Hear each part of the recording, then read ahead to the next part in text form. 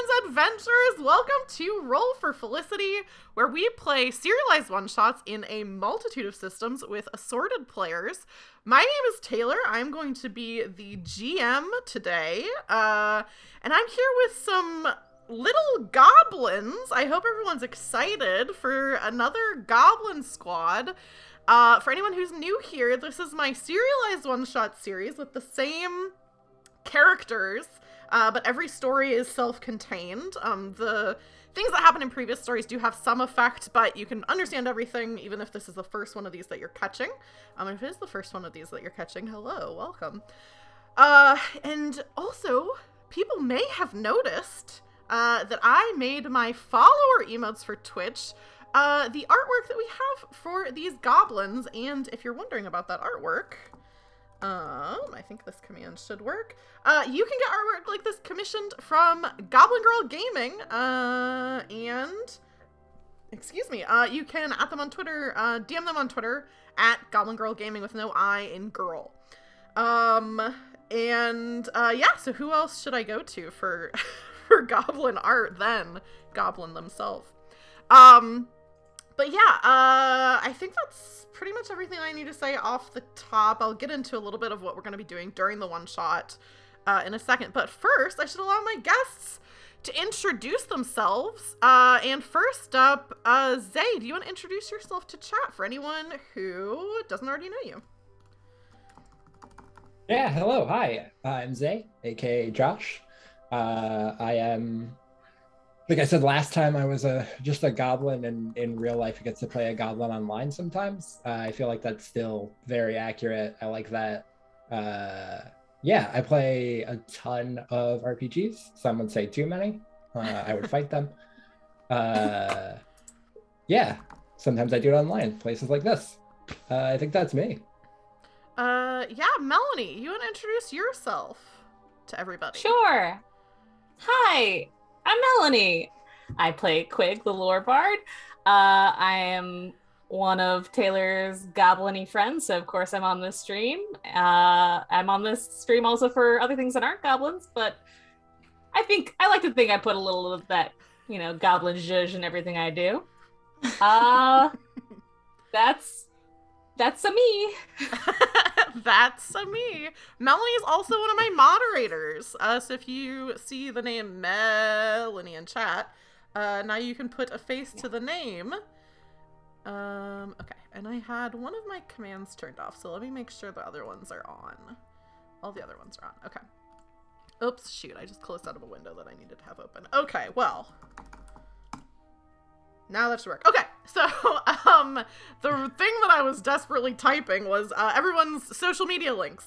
So everyone that is on tonight, I put their little links and things like that in the chat. Jordan, you're up next. Do you want to introduce yourself to people? Hey, I'm Jordan. I'm playing Plib tonight. And I also play a lot of RPGs, but usually not enough. So I'm glad to be playing another one. Perfect. You and Josh are opposites. And then last but certainly not least, Laura, do you want to introduce yourself to everybody? Sure. Hey, I'm Laura. I'm playing Drezz, the Swarmkeeper Ranger. It's been a little over a year since I joined the Goblin Squad. And I'm a DM for a D&D game. I'm a player in another campaign, so I'm also involved in a lot of RPGs. Just enough now, though, because I have a lot of other responsibilities since I just had a baby. Yeah, that is kind of important, I would say. Just a little bit. My own little goblin. A goblin of your own. And we are going to be taking our long break a little bit earlier tonight, so that Laura can put her little goblin to bed. Yes. But before we do that, so we always have a little icebreaker question at the start of the stream so everyone can get to know each other a little bit better. The question for tonight is, what is everyone's favorite Christmas cookie? Since this is a Christmas themed one shot, I'll go first. My favorite Christmas cookie are, some people call them snowballs, or some people call them like Russian tea cookies, but they're the powdered ones that have like almond or pecan or something in them. Those are probably my favorite Christmas cookies. Probably because I don't usually make them because they're very messy to make. So I'm always excited when other people give them to me. But what about the rest of you? What are your favorite Christmas cookies? Or just ones you like? I'm gonna go first and take gingerbread before someone else does. Love gingerbread. Made a nice batch this year and it came out better than I've ever made it before. Nice. So That's exciting. love gingerbread. Last year I made some I was like, I'm going to make my own gingerbread house. And it was so hard.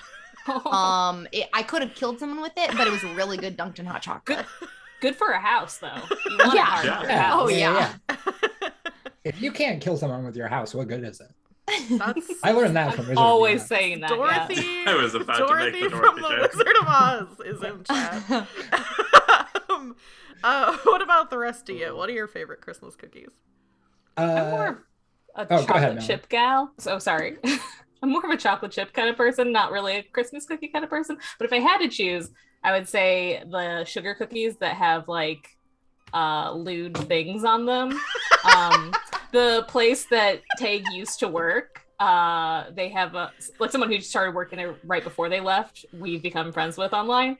And she posted, a coworker made a cookie that said Felice farts on it. And it's just like, that's wonderful. That's great. That's what I need. But just what you want to evoke as you're biting into a cookie is the idea of a fart.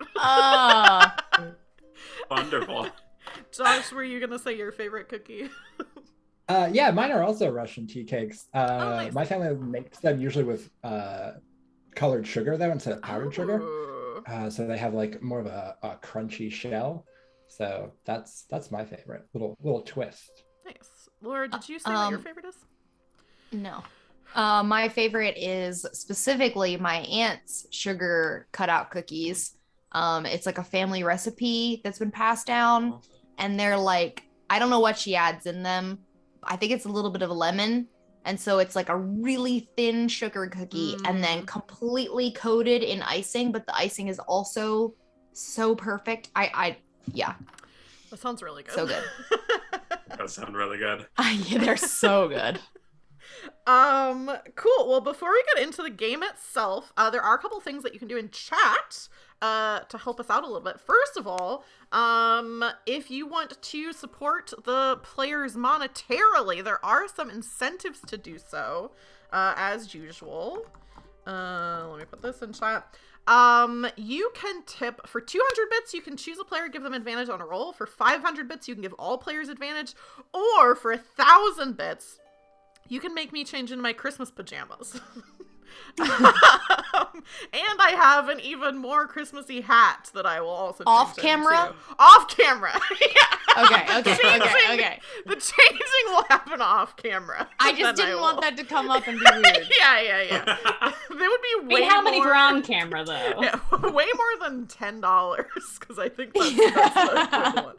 And you can tip that cash equivalent. There's a link in chat, which would be $2, $5, or $10 USD. Bits are the... Yeah, get banned by Twitch for $10, says Mila, which is what would happen. I just imagine somebody just being like, "Trap." Yeah. Bits are the Twitch currency. So if you're new here and you're not familiar with that, bits would be the Twitch currency, or you can just use cold hard cash at that link. And then the other thing you can do is if there are moments during the stream that you think are really good and you'd like to see on TikTok or Twitter as clips, you can just put !! marker in chat and it'll make a stream marker for me to go back to that moment later and clip it. Both of these things are super, super helpful because I am never motivated to edit anything. So if you just make markers for me, that's very helpful. But without any further ado, let's get into our game tonight, especially because we're going to take a break in like 45 minutes.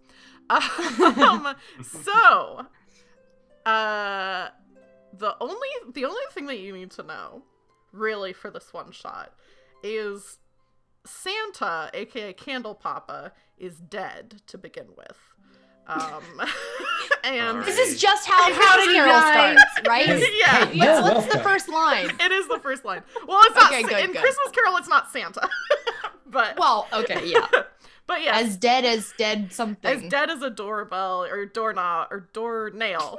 Doornail? I don't remember what it is. That's the saying, but that's not the line from the book, I don't think. I don't think it is. But if you don't understand that Candlepop is dead, nothing that comes after will seem wondrous or particularly notable. But 'twas the night before candles, all through the witch hut. They were goblins and zombies and doors slamming shut. The tree was all dressed up with ornaments grim. Quig, on her slap bag, played an ominous hymn. The goblin named Plib tossed and turned in his bed. He knew there'd be no one to bring gifts in his stead. Smur, in their sweater, having lost their rat cap, brought life to some creatures who'd had a dirt nap. Drezz was just visiting, as was her routine, when up from the cauldron she heard someone scream.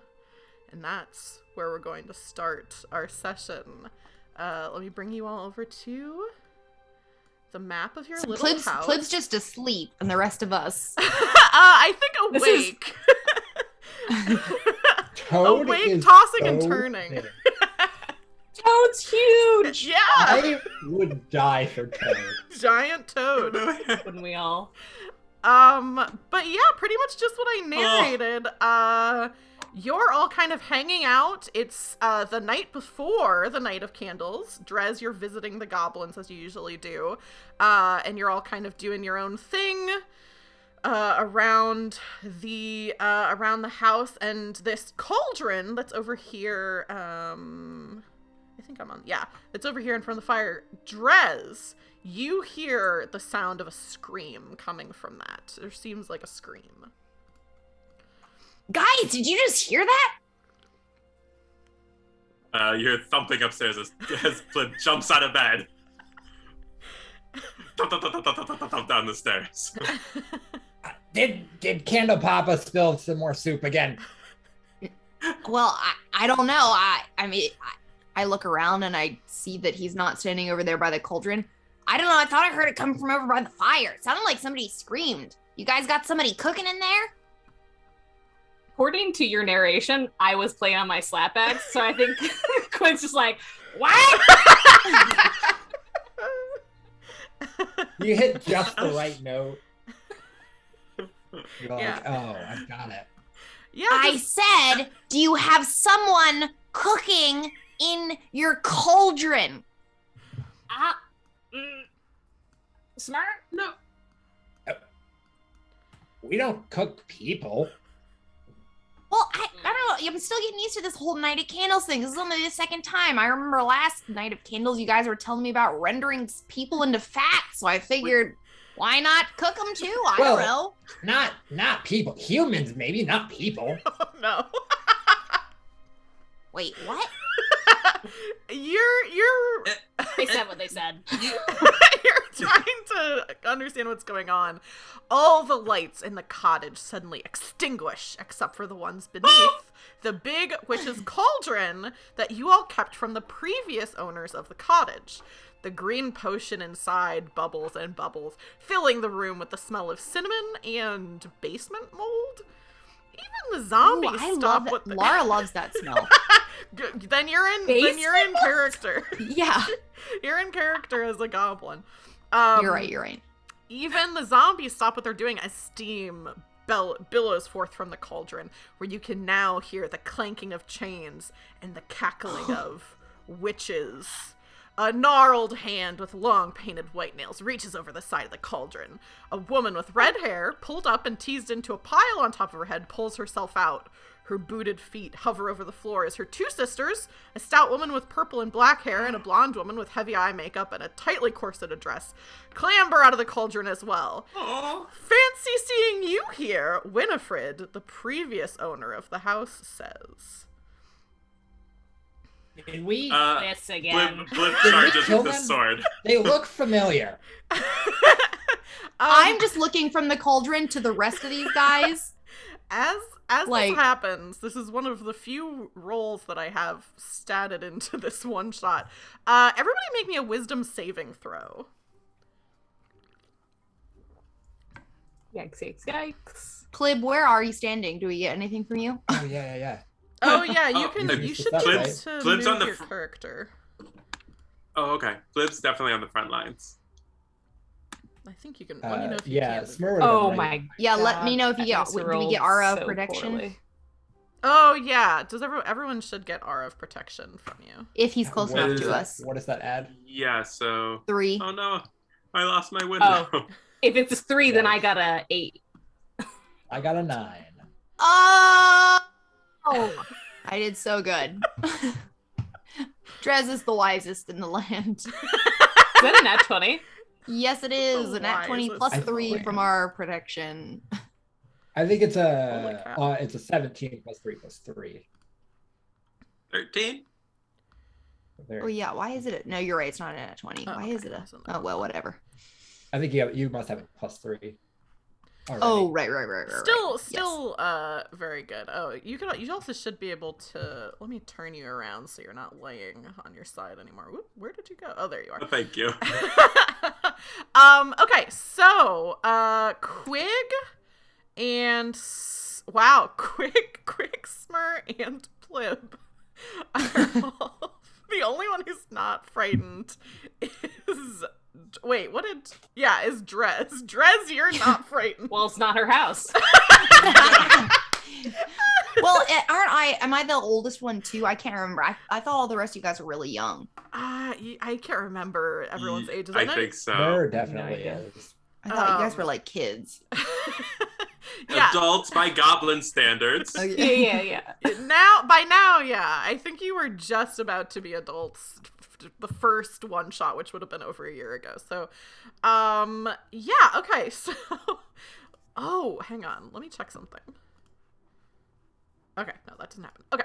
So, Drezz is not frightened. The other 3 of you are. Mechanically, since we're not like getting into combat necessarily right now, it just affects the role play more than it affects mechanics. But you can't willingly move closer to your source of your fear.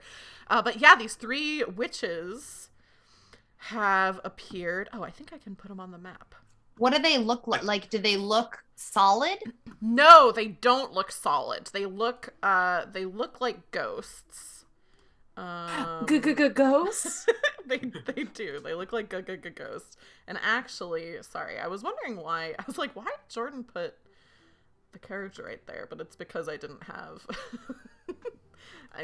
these ghosts in the right Oh, they're layer. so cute. They're so cute. They're Oh my god, they're adorable. So they're kind of translucent, and they're standing there. But the last thing that they said before they frightened you is fancy seeing you here. And Drezz, you're the only one who's not scared to see them. I think Plib stepped in front of everybody, brought up their sword and shield, which they obviously grabbed from beside their bed, Mhm. and was just starting to say we don't want you here, and then gets frightened and just kind of shakes and drops his sword. Which we can hear that clattering as you Clang. before you drop it. You're And running he's just away. holding the shield up in front of his face, Smur, peeking over it. Smur runs to hide behind Bernard. Just the closest zombie, just ducks down behind him. The zombies are unaffected by this, by the way. They don't seem frightened at all. So 3 of you get really scared, but the zombies all seem fine. Yeah, what about Quig? How does Quig react? I think when they start to come out, she because she got scared, squeezes the slap bag a little too hard, and it sounds like she just doesn't really say anything though. It's not the right note at all. But what about Drezz? What does Drezz do? I wouldn't be afraid. I would just be really confused because I know that we killed them. I know they're dead. Yeah. I guess I would just be like, guys, is this some weird Night of Candles thing to people get to come back for a hot second? Well, only if McGlubian sees it worthy. Yeah, that's probably why this is happening because of the Bluebeard. Well, usually they're under my control and they come back. This isn't happening because of McGlubiot, you fools. This is your night of reckoning, your chance to The blonde one says, "We were sent here to teach you a lesson about the Night of Candles." But we know all about the Night of Candles. Well, I mean, I don't. Let's hear them out. Let's just hear what these ladies have to say. What could humans know about the Night of Candles? You know? Yeah, Drezz can stay and we can go. The rest of us already. We'll just all go. If Drezz would like to stay, the rest of us can leave, right? As we all start to like kind of Back up, yeah. Wilhelmina says, "You must listen. This is for your very salvation." Are we in the right place? You four are the ones who, I mean, you killed Candle Papa, right? Yeah, just like we killed you guys. Don't make them angry. It was different. Candle Papa's not really dead, though. Candle Papa's dead, yes. No, not technically. Yes. Not technically, Plib. But you said that's the only way your magic works is if they're dead. Plib, shut up. We're not really here to bother with all of the technical details. We're just here as sort of an advance guard to let you know kind of about what's going to be happening tonight. And the youngest one, the blonde witch, says, "Yes, tonight you'll be visited by 3 spirits, other than us, of course, to teach you about the Night of Candles." And the witch in the middle, who hasn't spoken yet, leans forward and she says, "And not to underestimate the children of the world like we did." Plib flashes back to the terrifying book that he has from Candle Papa and the horrifying illustration in it. Plib cowers further. I hope that this isn't just some attempt to guilt us into doing Candle Papa's job, because I'm out. I was out a long time ago. We We'll do it. already did it We'll do once.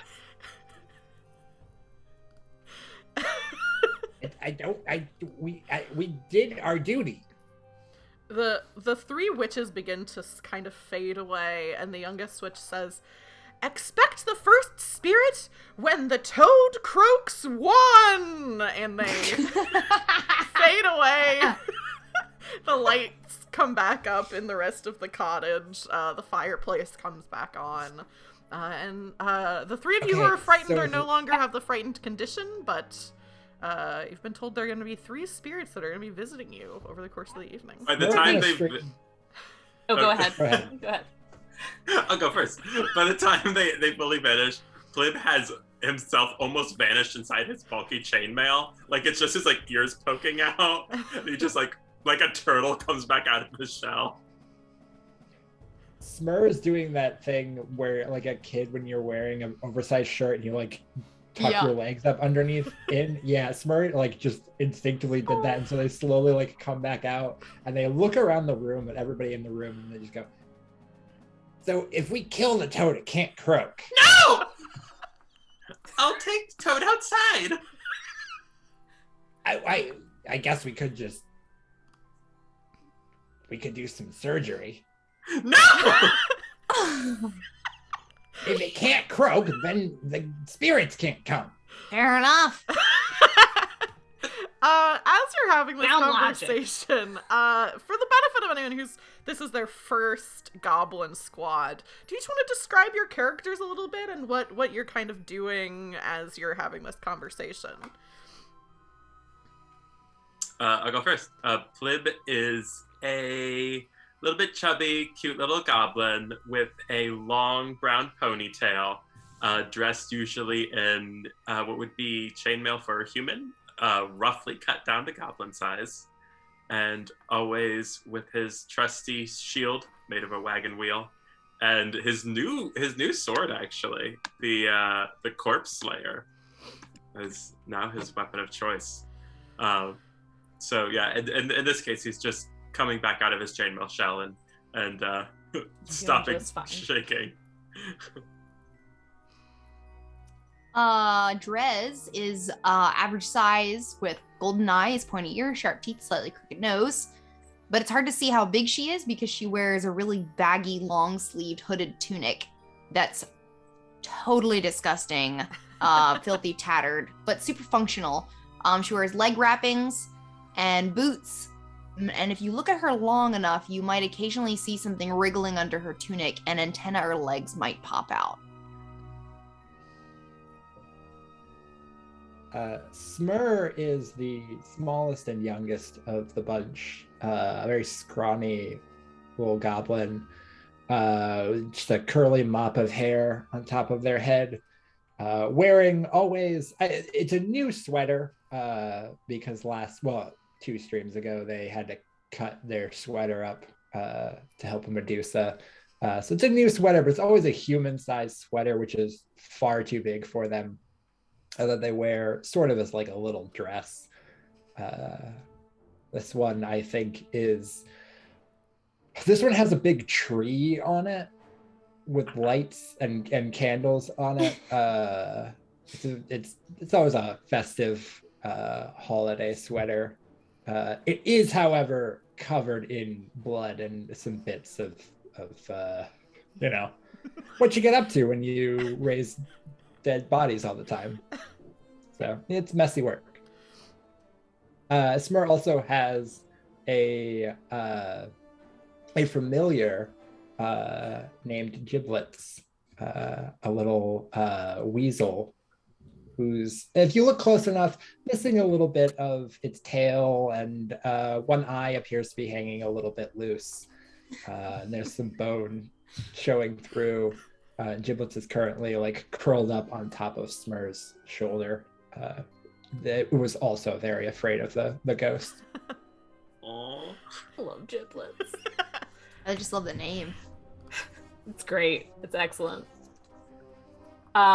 Quig is one of the younger of the goblins as well. She's got very shortly shaved side of her head with like a mop of brown hair on the other side. She's currently dressed up for the holidays because she canonically loves the holidays. She has like a pine branch wreath around her head right now. It's like a little sappy still. I was picturing that she stole sausage links from the human village nearby and had decorated the tree with them, and at the same time stole some jingle bells off of something, which, as you can see, the red vest that she wears, the loose red vest that she wears open all the time, that somehow is always just barely covering her nipples. As she's moving, you're hearing jingle bells, but you're not seeing them. Loose flowing pants, no shoes. Her ears have a bunch of like little metal pieces shoved through, not quite pierced, but like just kind of stuck in there. Shoved through her ears. So yeah, this and she looks at, as soon as the ghost disappears, she kind of looks over at her fermented jar of mustard and like kind of gives it a look like and then looks back to everybody else like, did that just happen? Or yeah.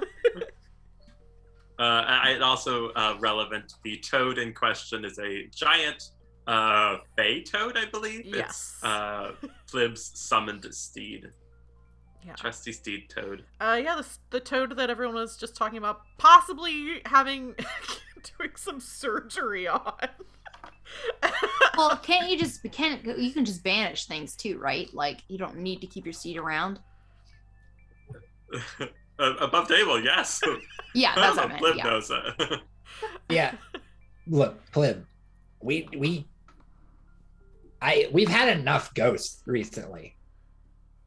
We have a lot to do tonight. Let's just get rid of the toad. We'll find another toad. But every time we have a ghost, it's because they were. Oh man! We could have just killed it, or sent it away. Coming from someone who's a Fey expert, I say, as like a centipede like crawls through my fingers. You could just make it go away. I was gonna take it outside, but it's too late. Everybody roll me a perception check. Oh boy. Did you really think I was gonna let you just not do the one shot? I Pretty funny. just wanted to give Jordan a moral dilemma and Yeah. make your life more difficult, as is my job. Yeah, that's fair. All of our perceptions pretty bad, Pretty bad. guys. Yeah, and I even We're have, rolling. I have Folks, a plus we are rolling 6 great. to perception.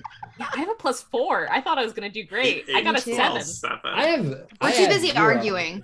Yeah, Way you better are than the you are rest of arguing. Smur, you did get just high enough to notice this. You, as the toad croaks, everyone's immediately fighting with each other. You kind of look around and you notice the room actually seems like it seems a little bit brighter in here after the croak. And you're kind of looking around for the source of the light. And there's not a mini for this, unfortunately, because I just couldn't find one that fit exactly what I was thinking of. But on top of this Night of Candles tree, you see this little girl who looks like she's made of wax. She is emitting light, like just from like herself. She's kind of glowing, but she also has a little wick on top of her head, like a candle wick that's not currently lit, but she's kind of just standing up on top of the tree like a little Christmas tree topper. Human child or? Yeah, I would say humanoid, at least. She's made of wax, so her features are a little bit like, you know, there's like kind of blobs of wax. Laura's making a face like it's disgusting. That ghost always creeped me out in the movies. Oh yeah. I see, yeah. Oh yeah. Drezz just goes, like, leans and, like, side says out of her mouth to one of the other ones. She's like, is that, like, one of those candle things that you guys are talking about? Like, rendering from, like, is that how that starts? Not usually. It's the human child monster. What? This whole holiday is the most confusing thing. I don't understand what's going on. Smur leans over to Listen, Quig. this never happens. Smur leans over to Quig and it's just, I want to light it. The little girl on top of the tree says, "What are you all whispering about?" Nothing. What gift to give you? Oh, but I'm here to bring all of you a gift. Oh, Huh. That's not so bad. Quig just puts out her hands like, I'm here to bring you a gift of your own welfare, your own sense of well-being. What? That sounds like a really lame present. Well, you haven't experienced it yet. Or ever. The little girl puts her hands out, and as she does, this kind of glow emits from her. The little wick on top of her head lights with a little candlelight, and the and the glow of the light kind of washes over you all. And Excuse me, you're burning. It's fine. She's just excited. You are all transported, including the zombies. You're in the same position that you are in the room, but you're all transported into this new area. And it's interesting that this is the one we got first, but Drezz, so before stream, I asked all the players to think about some memory of the Night of Candles that the goblins would have. Drezz, did you have, it's funny that you're the first one since you have the least experience with the Night of Candles. Yep. I have no memory of the Night of Candles except for last Night of Candles, which is when so I'm like specifically trying to remember how last year went down because it was my first one. Everyone was trying to explain to me what the Night of Candles was. It seemed, at first I wasn't into it because I'm an atheist and like the whole Maglubiot thing is just no. But then I started getting into it because there was all this talk about like booby traps and gore and all that stuff. And then we murdered somebody by accident. which was still okay until we got cursed and got beards, and that was the worst. So yeah, you are all transported to, I think, the moment that you're transported to is actually at first you're kind of, it feels weird because you're still in the same place. So you're still in the same room, in this little cottage that three of you live in. But you look around and you see there are some subtle differences. Especially one of the differences being you three are all kind of standing around, but you see yourselves hidden around the room, and you see that some of the two Cockalulu, I think, was maybe the only zombie at that point, but Cockalulu standing by the door. There's some broken ornaments on the floor. There's a big spike over by the stairs. A single spike. A single huge spike over by the stairs. And you, the four of you with this girl and with your zombies and your frog, or toad, sorry, are transported to this evening. The last year, the Night of Candles. What's going on? This part isn't normal. Well, this isn't real, right? Like, this isn't happening all over again as I start to hyperventilate. I immediately try to touch past Quig. Your hand like passes right. Walking up. Hand passes right through her, and the little girl says she's gotten down from. I think when you reappeared in a new place, she wasn't standing at the top of the tree anymore. And she comes up behind you, kind of like drifts over, like kind of floating, and says, these are all just images of what has been. You see, I am the ghost of Candle's past. So are we ghosts or are they ghosts? Neither. These are just images. Way to make us relive the worst night of my life. Well, I thought when we became best friends. Okay. And Quig's like putting her face through the past image of herself and just like messing around. Plib goes over to his past self and is like whispering in his own ear, "Don't do it. Don't do it. It doesn't go well." We really could have put more traps. I'm seeing a lot of spots. One spike? What were we thinking? What? This wasn't. We're lucky we survived. Gotta die sometime. My job this evening is to help you all learn the meaning of the Night of Candles and of all of the spirits and the magic that takes place this night. Well, so far I'm just as confused as when we started, if not more so. Yeah, I think we already know about the Night of Candles. We're good. You can take us back. Yeah, just so you can say what you did, that you did your job. Why don't you just tell us what the meaning of it all is, and so we can learn it, and then we just move on to the next one. We certainly know this Night of Candles. We all lived it, so I don't think we need to live it again. You're talking, the door opens. From this vantage point now, you can clearly see Candle Papa and his elf Bernard come through the door, immediately scared by the zombie, all this. You know what's gonna happen. And the light on top, the little wick lights again. There's this glowing in the room, and as you're all saying, we don't have to see this again.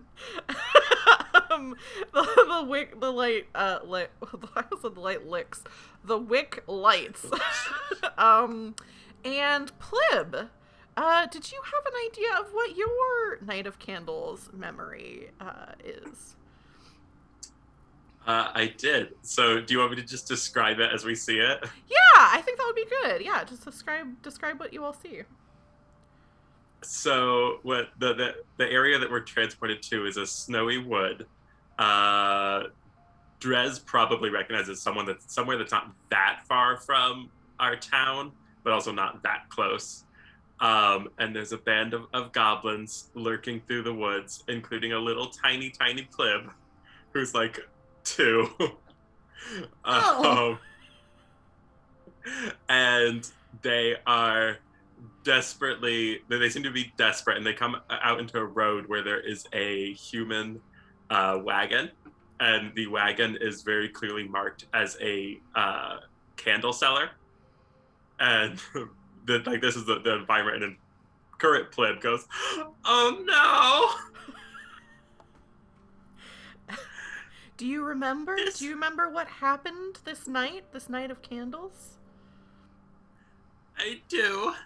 This was the first night of candles I remember, and it was so horrible. We failed Maglubiet. We couldn't find any humans to melt, so my family looked further and further out, and we were so far from town when we found this wagon, and we thought that we had found our answer. It was a candle wagon. So we burned all the candles that night, and we thought that Maglubia would praise us. And then we realized they were beeswax, and they were the wrong kind of candles. What about the people with the wagon? We burned them, but it wasn't enough. And so I think as he's describing this, you see the little band of goblins attacking the human caravan, just like raiding it. Oh my gosh. Quig is crying. Quig is crying as you're talking about this. And then Plib's like, and then the next day, when we were traveling back to town, my father fell into a giant's bee's nest and died because Maglubia punished him. In the winter? I don't know how they were still active. That's why Maglubiet's magic. This... Plib is like falling apart on the ground. Drezz is just like, it's always like this, just constant shaking of the head when she's with this group. The little candle girl comes over to you and puts her hand on your back, pats you on the back, and says, Let's go from here. I think you've seen enough. And I'm gonna roll a little dice to see who's Oh my next. gosh. I think the last thing we see is from the scene as we fade away is little tiny Plib looking so gleeful that they have so many candles. Yeah, as he's about to light somebody on fire. He didn't do that part. He just watched. Quig, as you're being transported away from the scene, you're crying, Plib is crying, Drezz is confused. What is Quig's Night of Candles memory?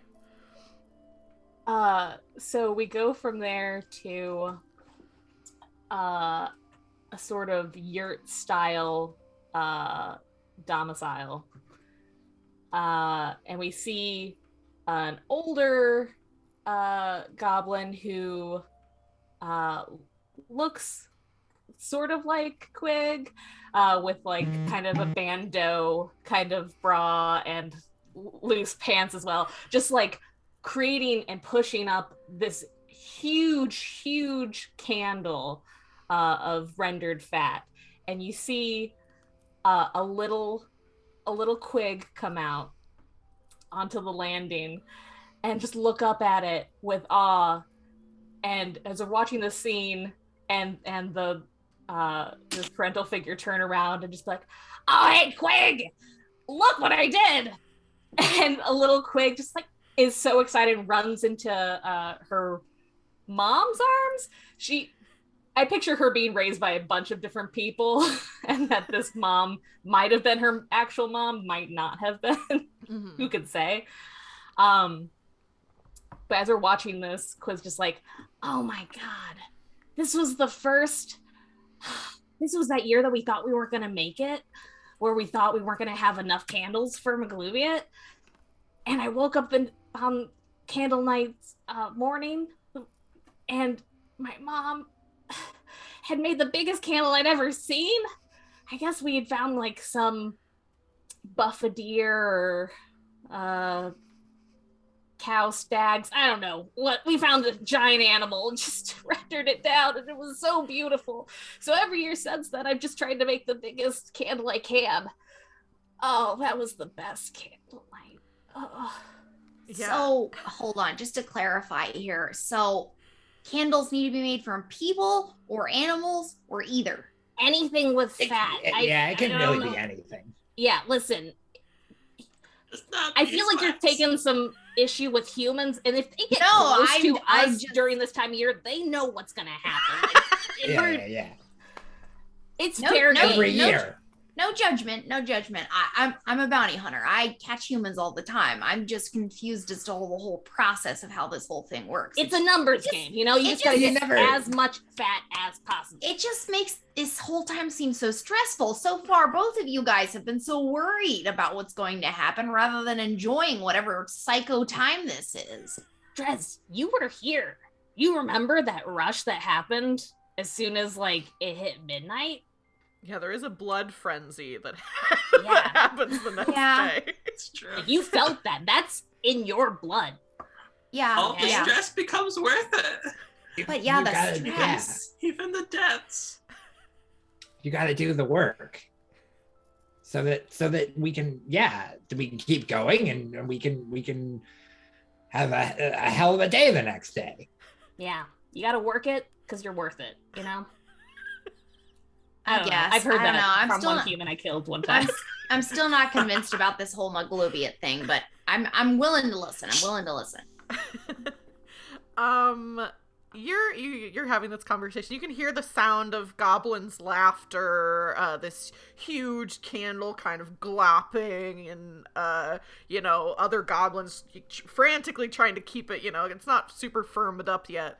Yeah, it's so soft, and siblings are running up it and kind of sliding down and playing around it. It's just this huge candle. It's disgusting. Smur, you all are transported, and what is Smur's Night of Candles memory? Yeah, it's probably just a few years after Quigg's, and it's also just a short ways away. It's in Gloob is the name of our village, right? Yes, yeah, Gloob is the village you're from. It's in Gloob, right near the village center. I think there's a big crowd of goblins, a few different goblin families making candles. Nothing quite as big as this one from Quigg's memory, but some very big ones. Also some nice small ones. There's a lot of rendering going on. It smells just incredible. And we see a very tiny little Smur, always very small for their size, come toddling into the scene, wearing a hand-me-down goblin shirt that's still too big for them, and they're clutching something in their hands, and we see them offer this thing in their hands, which we can see now as a small rodent, small animal, and we see them offer this to the other goblins, and then we see the goblins turn and just shake their heads, and a few of the goblins, some of the teenage young adult ones, just start laughing, and we see one adult goblin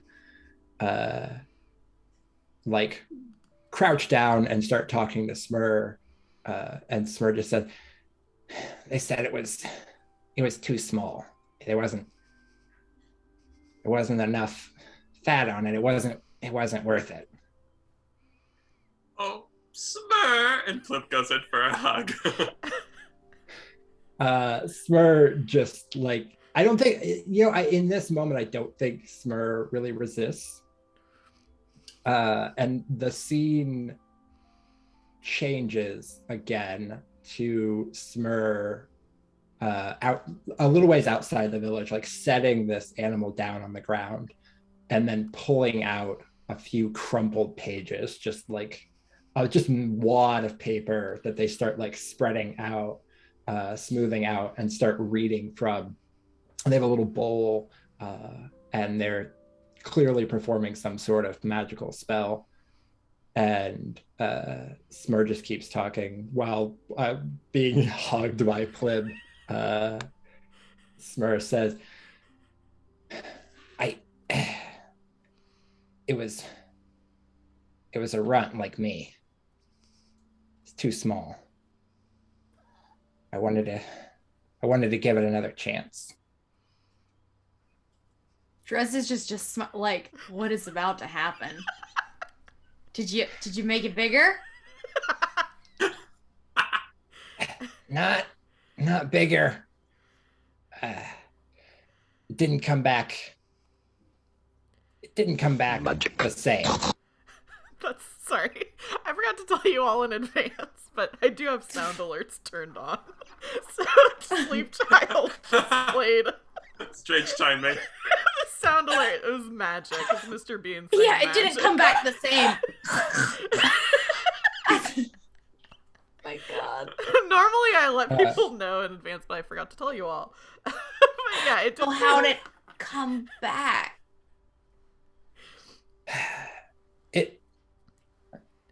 It came back in a sense. And Smur just reaches a hand up and starts like stroking Giblet's head. Quig, Losing my mind. Giblet's Giblet's origin story. The origin story everyone wanted. The little candle girl floats over to you, Smur, and says, "See, even though you are very small and very young, you still had something to offer the world, and they shouldn't have underestimated you." You tried your best. Yeah, they shouldn't. This music too. The music playing in the background is the most perfect because it's like so whimsically magical. Seeing this little animal come to life, come to undeath. And Yeah. So wait, real quick. So wait, hold on, Smur. I see where your story has gone. So are you saying that you killed it and then you brought it back? Yeah, I thought we'd need it for the candles. Oh, it was already dead. Okay. So you brought it, like, did I see it was like you brought it dead to the... Yeah. Okay, gotcha. So you thought it was alive. Yeah, Like, I did. the scene I of Smur absolutely kills did. it, immediately brings it back to life. That's what I thought happened. So funny. I thought when he said he's gonna bring out some papers and stuff, I was just waiting for him to say, and When then I they- smashed it. When they said, yeah. Yeah. Oh when they said- no! It was already dead. Okay, that makes more sense. That's so fun. They kill it and then immediately bring It it would back. be It makes a little sense. Smur being like, I'm sorry. I gotta do it, little guy. It makes sense, but Immediate regret. Or Freaks just it enjoyed. yeah, just shh. I'm sorry. Oh my God. Smur, you're having this memory of a previous candle nights, and the light emanates from the little girl as she says this thing about not underestimating you. And we are going to go to our break, but right before that, you all recognize you're transported to a snowy forest, and you recognize this is the forest outside your cottage. And the last thing I'll say before we go to our break, is that you see Candle Papa alive and well, with his elf, Bernard, riding in their sleigh, kind of coming towards this clearing where you're at. And we are going to take a break so that Laura can take care of her own little goblin. And when we come back, we're going to get to the next part of our story for the Night of Candles, and see what else is going to happen this magical night. When we're on our break screen, you'll also be able to see more information about all the players. They have bios and pictures and everything like that that'll be visible on the screen. But for now, my little goblins, do you want to wave goodbye to the chat for probably 10 minutes, and then we'll be back? Bye. Felicitations, everyone. We're back. They've been waving the whole time. That's what we were doing while you were all waiting for us. It's just waving. But yeah, we're back. So if you're just joining us, actually, can one of the players tweet something that we're back from our break so I can retweet it? So I don't have to write a tweet. But yeah, so we're back. So what's happened so far is our goblins this evening, we're all gathered at the three goblins' house. Drezz was just visiting, when they were visited by the spirits of a previous enemy, these three hags that they fought over a year ago at Halloween, who warned them that three more spirits would be visiting the goblins this evening to teach them some kind of lesson, something about not underestimating children and the true meaning of the Night of Candles. The goblins were told that the first spirit would strike or visit when the would visit when the toad croaks one. They had a quick conversation about how to keep the toad from croaking at all, but of course, while they were having that conversation, the toad croaked.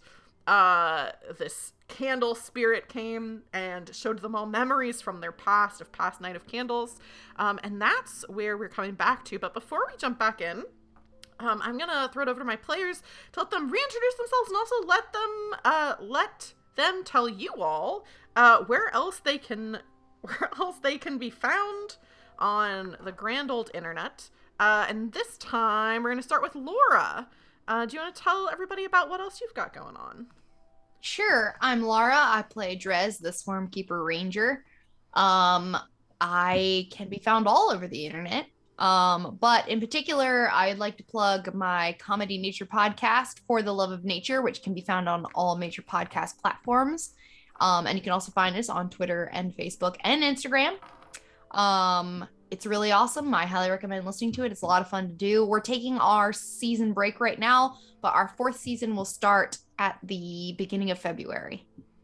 Nice. And it's a very good podcast. I listen to it. I'm a few episodes behind, but I listen to it every episode. You got 2 months to catch up. I've got some time to catch up. I'm in the middle of the episode about ugly animal babies. Yes. I'm like halfway through that episode, I think. It's a very good podcast.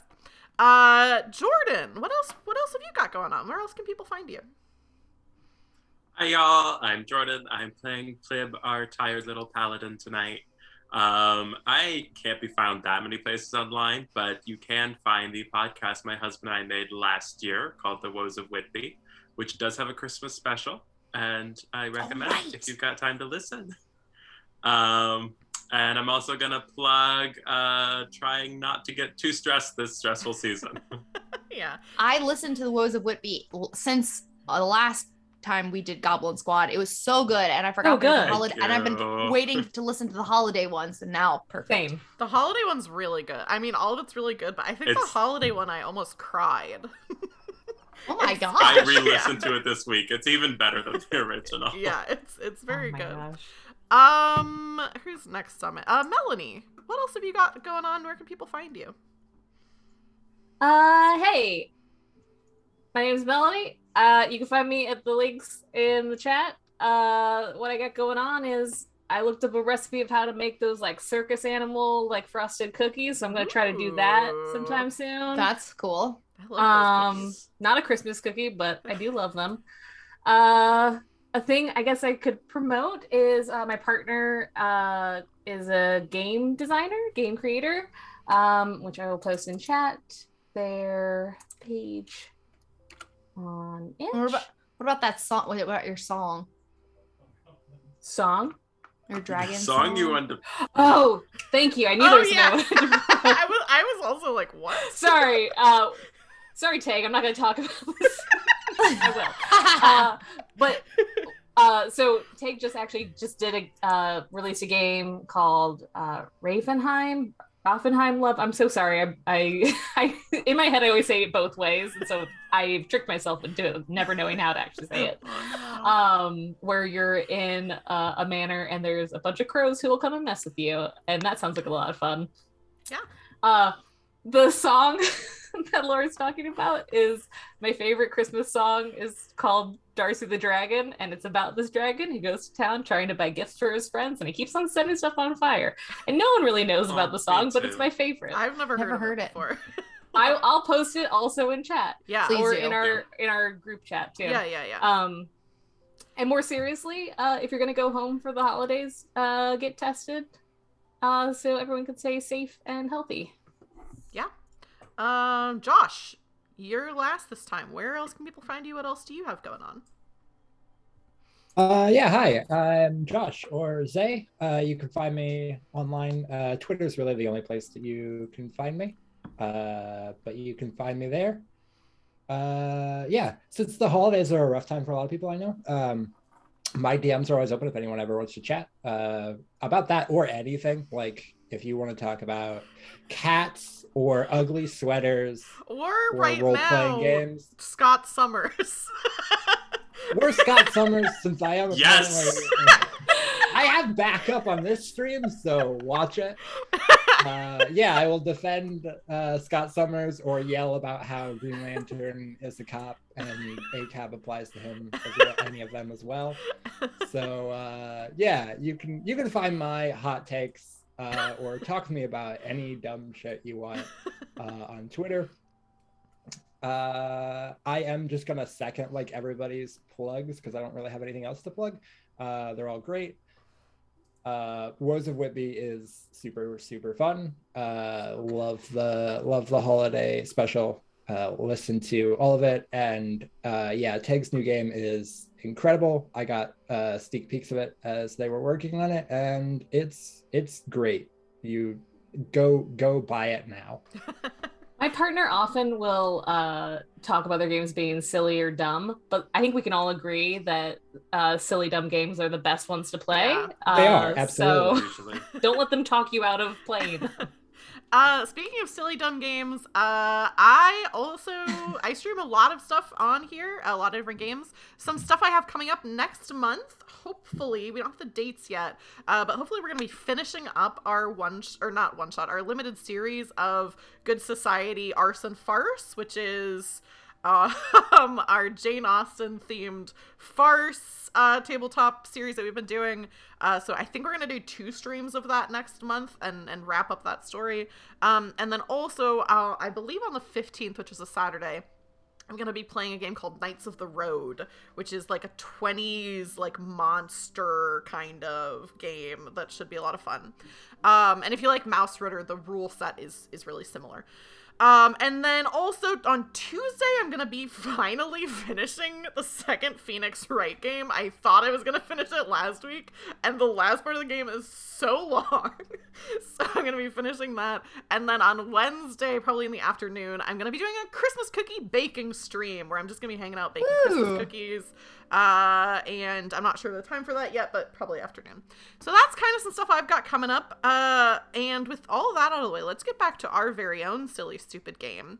Where we left off, the ghost of Candles Past transported you all to a place that you know well, a snowy forest, which is close to your cottage, and you saw Candle Papa, who I'll remind you is dead. But in this memory, you saw Candle Papa and his elf Bernard riding in their sleigh, kind of coming towards you.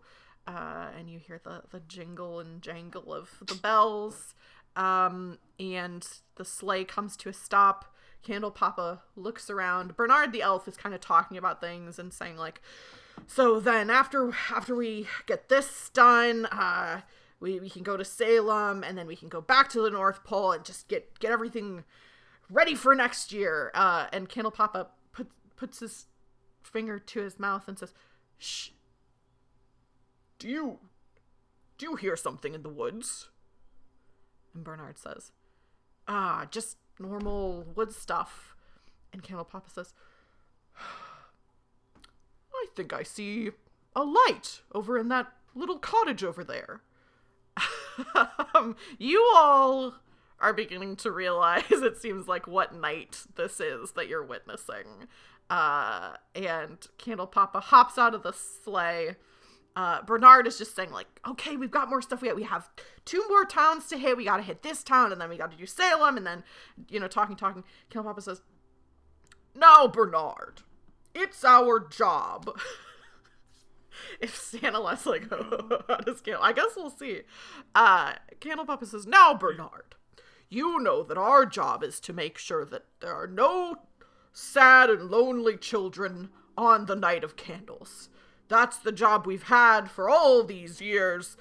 And even if it's extra work, we should go check on that cottage and make sure there's no lonely children there. Because there were some witches who lived there. I heard they were gone.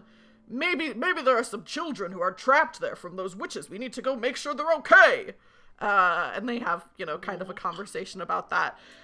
Bernard convinces Candle Papa to go to this other town, and then they'll come back and come look at the cottage to check on the children.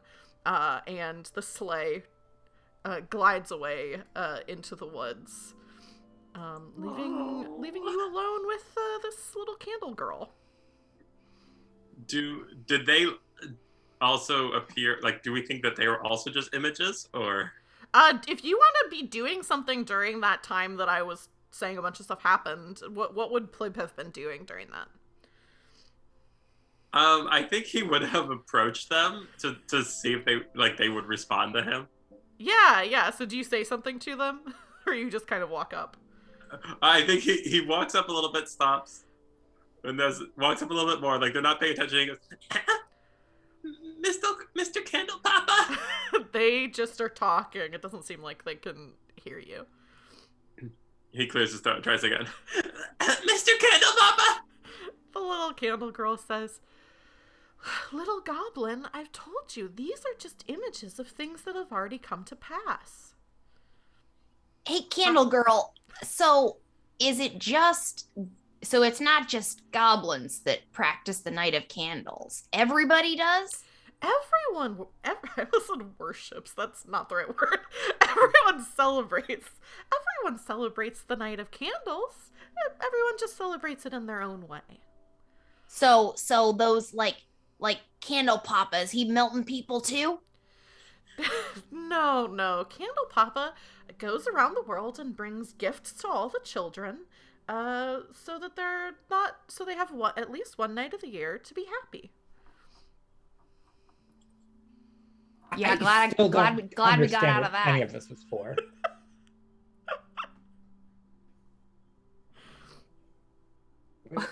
Wait, what did you say? Why are we doing this? I don't understand. Why are you showing us this? It's to try to teach you something.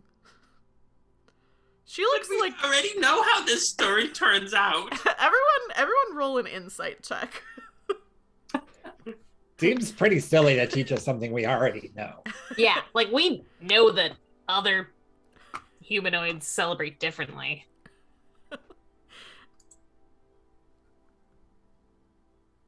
Okay, so Drezz and I got a 16. Yeah, Drezz and Quig. You're looking at this little candle girl. You can tell that she kind of thought this was gonna be like her big move. Like she showed you all the other stuff, and then she was like, "Oh, and then I'll show them how Candle Papa was gonna come check on them and bring them gifts." And you're all kind of like, "We don't care." And so she's just like, "Well, this is." Now with no Candle Papa, well, that I guess that's not really for me to say. That'll be the next spirit. So wait, hold on. Just hold on. So for some people, the meaning of the season is that they get stuff. She's like, I'm not really supposed to just spoon feed this all to you, but it's not necessarily getting stuff, it's knowing that someone cares about you. Like Maglubian. For you, it's Maglubian. For some people, it's Candle Papa. So Candle Papa kills the children if they haven't burned enough candles? No. Candle Papa just brings gifts to everyone. I like the Candle Papa version way better. Yeah, well, you're a capitalist or whatever that is. Fair enough.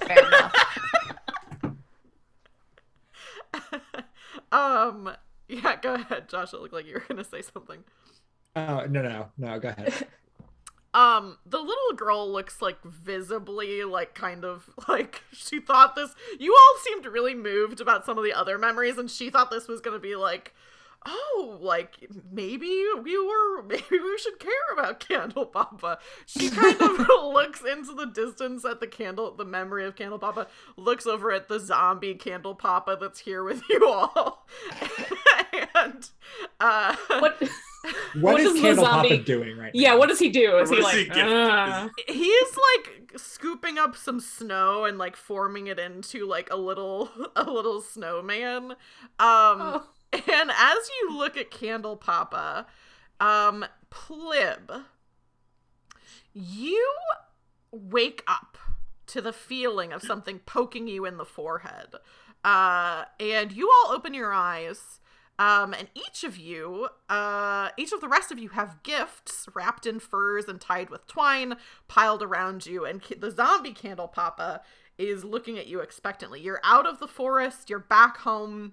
You're kind of just laying down in a pile in front of your fireplace.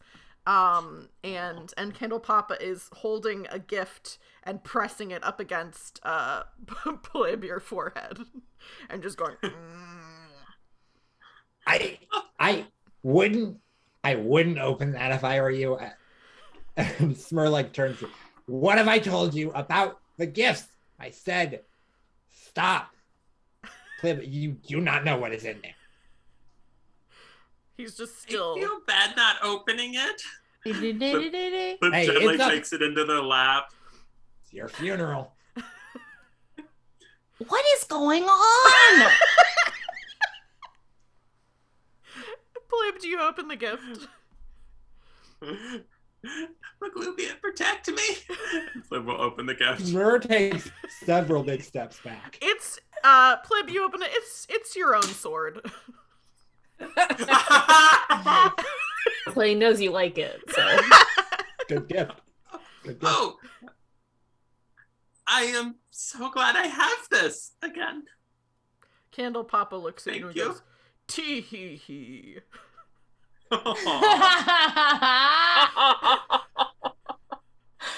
I'm glad I asked. You might want to open yours too. Oh, do we all have one?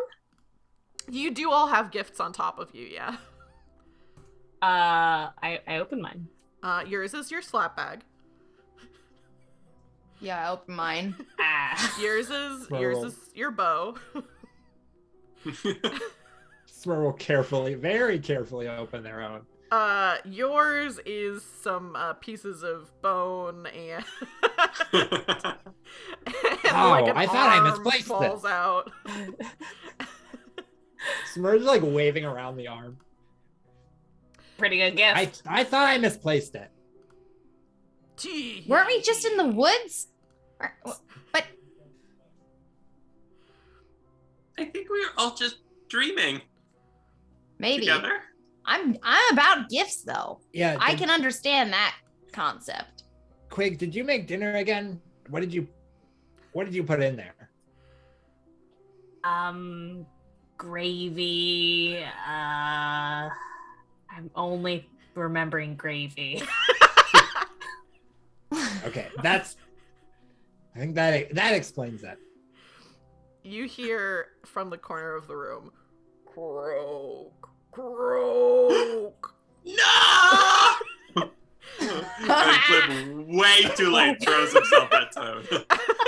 Candle Papa sits up straight, like he's kind of been shambling around, and he says, "Tee he,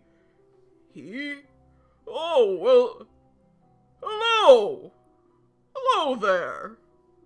What is going on? I'm getting better at it than I thought. Anybody who So wants can to you can croak roll backwards? an Arcana or a Religion check. Terrible at both of those.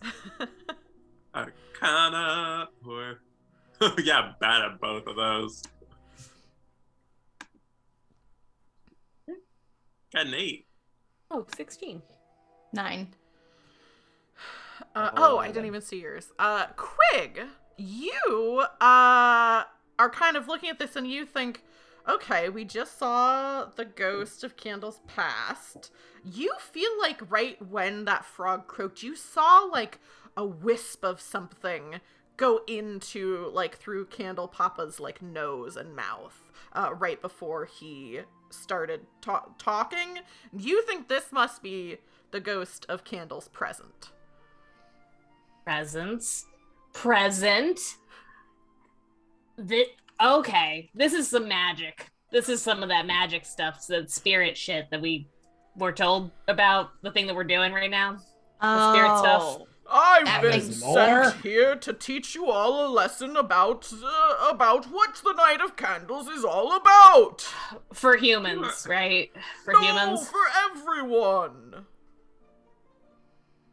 Okay, what is it for goblins then? Because I feel pretty confident that I know what it is for goblins, Well, but like everyone's The whole thing candle is, night splaining to me. I'm not really supposed to just. It's better if I show you. It saves No! so much time if you just say it. You, as he says that, you appear. Let me see. You appear in Gloob, which 3 of you. This is where you're from. Your home village. Drezz, you've been here before. You know you're not from here, but you know Gloob. And you see a bunch of people eagerly getting ready. You see Grink, who is the high priestess here, is running around making sure that everyone's bringing in fat to be rendered. And you see some goblins are kind of running around and putting together some food and decorations in like a basket, like getting some baskets ready. And a couple of them are saying, this will be perfect for the heroes of Gloob. They're so far away over in their own cottage. So this will be great to bring them over to, just in case they don't have any of their own stuff over there. You're talking about us. Oh, Are we gonna get stuff? See, gifts. That's what I thought this was all about. No. The Night of Candles is not about giving gifts. It's about taking lives and making candles. Okay. That should be pretty clear by now. Definitely I'm getting really conflicting messages. Smur just points at the twice reanimated corpse of Candle Papa. Yeah. Just says, do not listen to him. He's dead. No, you should listen to me. I'm here to teach you a lesson. All of you goblins are focusing on the very surface level ideas, but I'm trying to show you something deeper. Like what? Please do. You don't even have a soul. I do have a soul. I mean, Smur, technically right now, he does. Like, I saw the It's little not wisp of something. his soul, though. Technically, right now, I do have a soul. He puts his arms out, and as you see, the normal Night of Candles stuff for the 3 of you. A bunch of goblins going around, working together, getting fat rendered. And usually there's a big feast. People decorate. Like it's not like you're just seeing the same stuff as always. As he's kind of gesturing around to show you Gloob. I think maybe what Candle Papa's trying to tell us is what I've said for a while now, that helping each other keeps us safe. If we hadn't done what we did, this would all be gone. Yeah, I know. Yeah, but didn't we Finally, also one kind of of prove you- that that's wrong? One of you gets it. It's not about the gifts. It's not about the killing. It's about what all of that means. We saved the Don't town die! by killing. That's what I'm saying. What is the reason behind the gifts? What is the reason behind the killing? We're scared of Family. Oblivion. Some unfounded sense of religion?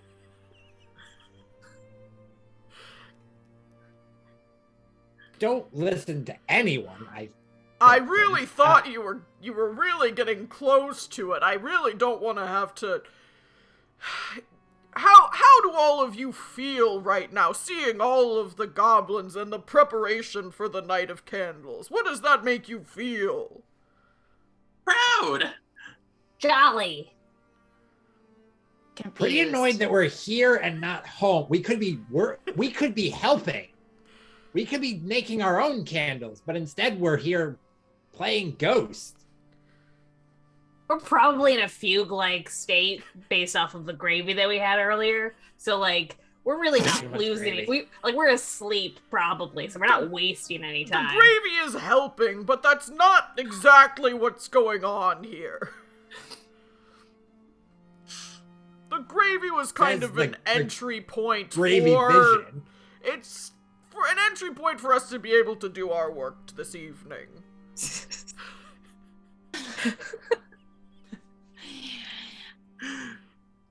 All right, so let's get to it then.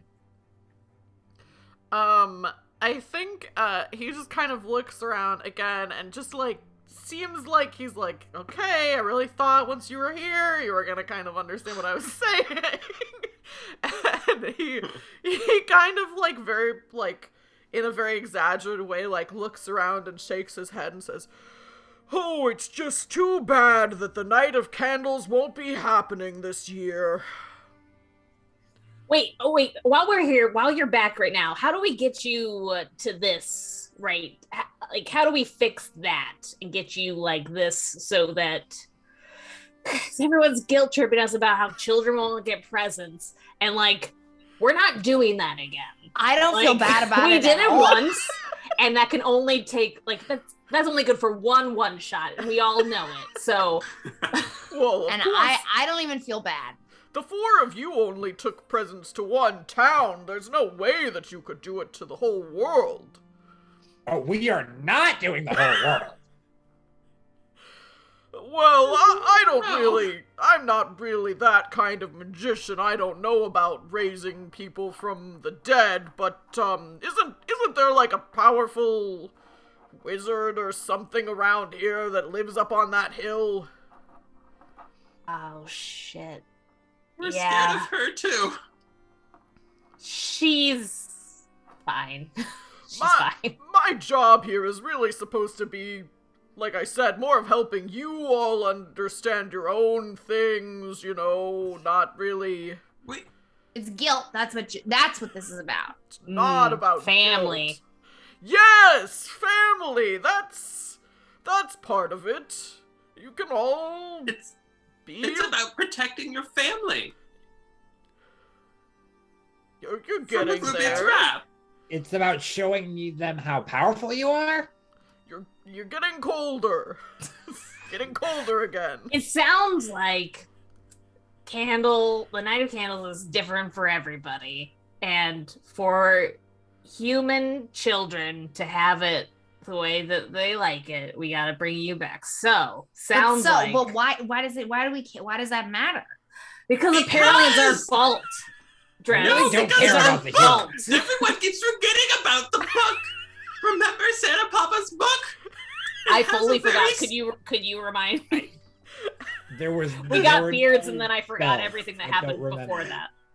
There was a very scary picture of a child monster that would come alive and devour us and possibly the whole world because we didn't give them gifts. Oh, that's Listen, old man, such what do you know about this? garbage. It's such garbage. The children of the world are very powerful, and if the lonely children and sad children of the world, their spirits will create a kind of monster. That's not really what this is about. That's not really what I'm here to teach you about. I'm here to teach you about the meaning of the Night of Candles. Which is to take care of each other so the child monster or Maglubian doesn't kill us. That's not you're the closest you've been. I think we could probably kill the monster, Plib. I think we've handled quite a bit. I've seen plenty of human kids, and I've caught a few in my time, and they're not scary. But like all of children combined, that sounds far-fetched. It's not the children, it's the spirit of malevolence that they get when they feel like no one cares about them. Have they no parents? A brat monster? Have they no grandparents? Probably not. So we're supposed to fix you or whatever so that some greedy children don't kill us? Yeah, I think that. I mean, that's why I'll do it. But it sounds like what we're trying to be taught is that they deserve presents because people care about them. Or they want presents. They should just go take them. Right. Everybody or work for that. Roll me either insight or perception check as you're arguing. I've had a job since for as long as I can remember, and if I can, then get a job, kids. Yeah. Wait, insight or what? Insight or perception. Hey. Damn. 16. Smur, you can see that actually with a nat 20, I'll just give you what I would have given for either. You specifically, Drezz, you notice that like Candle Papa never, like when the spirit went into him, he still looks like a zombie. Like he doesn't look any different. So as you're all arguing, you can see like, you know, part of his like arm falls off, like his like a foot is like behind where you're all walking. Smur, you know what like a de-animating zombie looks like, and you also notice that like the zombie body's getting like older, and like as you're talking, time seems to be passing very quickly. The goblins around are like kind of speeding up and like going and doing things more quickly. Candle Papa says, I don't have that much more time with the four of you. I was hoping it wouldn't come to this, but I think it's a go for the third spirit. I was hoping that we wouldn't have to get to this point. Taylor, is there anything weird about his knees right now, or his knees? Isn't there like a thing in it with the president where he like shows and it's like a child? I forgot. Yeah, he opens his coat. That's not in the Muppet version, so I forgot about it. But yeah, he opens his coat and a video game comes out. What was that? That's a follower. Mario just pops out. Yeah. That's a follower alert. I forgot to mute my follower. But thank you, Grandpa Skeleton, for the follow. Or Grandpa Skeletor, sorry, for the follow.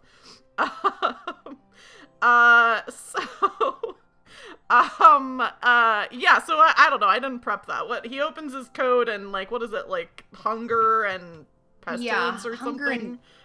Yeah. Hold on, let me look. I'll look it up. You keep going. Yeah, he sits down. He's getting really old. Actually, I think because Cockalulu and Cockatulu are gnome zombies, so he opens his coat, and the two of them are like grabbing his legs underneath, and he says, "These two zombies are a symbol or something. I didn't play. This is just kind of happenstance, but this one is like a hungry child, and the other one is like how something about a factory worker or something, industrialization." Those are my zombies. Those are my servants. They're metaphors. I get it. They're metaphors, he says, as he kind of like is very, very tired and kind of slowing down. Takes as maybe one of them is ignorance and the other one is apathy. I don't remember. I also feel like there's another story where something like this happens. Like, isn't this in Pilgrim's Progress or something too, where there's like two kids that are under some lady's skirt or something? I don't know what I forgot about that until just now. I'm just still laughing about apathy. Those are the lessons that we're learning. I think. Ignorance Yeah. and apathy. Ignorance and We've got apathy, it. for sure. I got We're it down good. pat. You're kind of talking. Candlepop is floundering. Clearly, you all hear a door slam open and wake up, and you're back in your cottage. Okay, let's go kill this toad. Yeah, let's get the toad quick. No. Plib throws itself in front of Toad.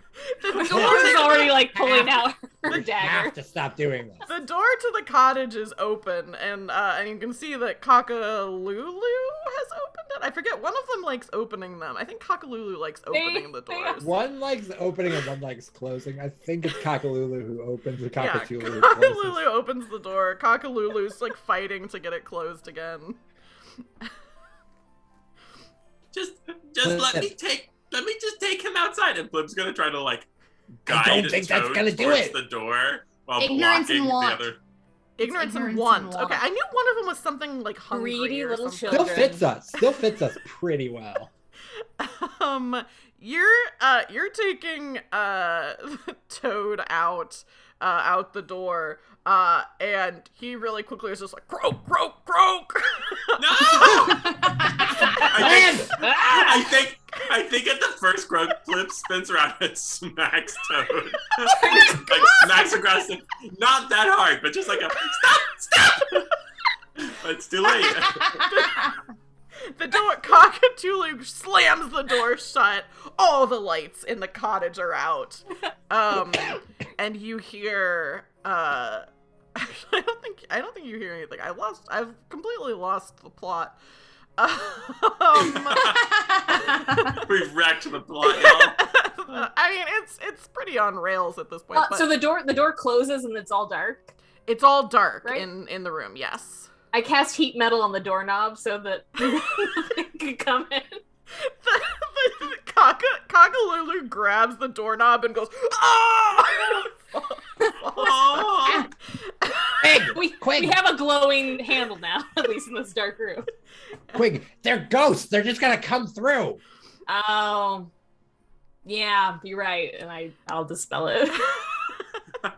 Plib, as a paladin, don't you have something that can like do something about this?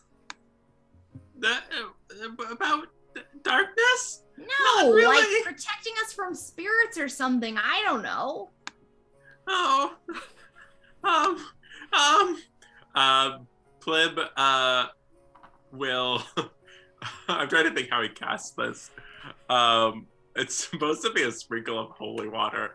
I imagine it's not holy water. It's like muddy water. He like shakes out of a bottle, just like vigorously. I'm gonna cast bless on the other three. All it does is give you a D4 to your attack rolls and saving throws. Nice. There's this little light from your bottle with this muddy water, and it's like kind of a greenish, like brown light, but it's just enough for you to see. The rest of you see standing behind Plib. Oh my gosh, who's it'd be so facing all freaking of you. scary. What did you say? It'd be so scary. Oh, yeah.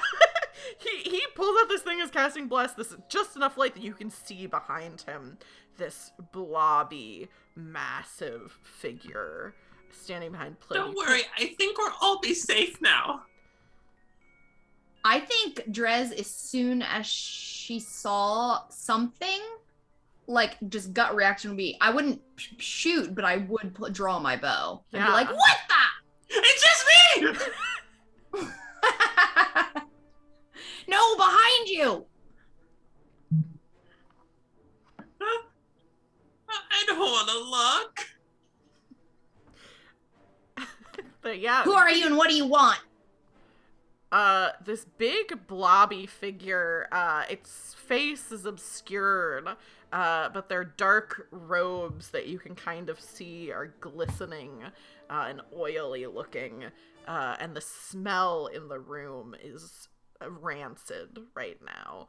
And the figure, you just see a hand come up and point to the door. I dispelled it. Open the door. Did you say Cockalulu open the door? Yeah. Immediately opens the door. Cockatoo is immediately trying to close it. Cockatoo, stop. The figure starts to walk out into the snow, still completely silent. As it walks, you can see it's this tall... Have a good day! Right, we should just let him go. All go. right. Let it leave. Take care. This tall figure turns, and you can't really know that it's looking at you because you can't see its face, but you just see it, now that the door is open, this massive shape, almost like a, pyramid shape of its entire body, like cone kind of structure in this robe, turns and just gestures. Quig feels compelled and doesn't want to, but is like, ugh. Can we just skip?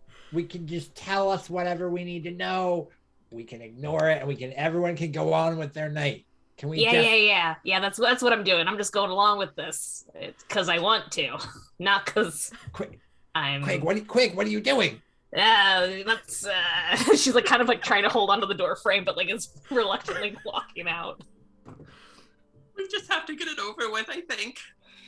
Oh, for crying out loud. More guilt.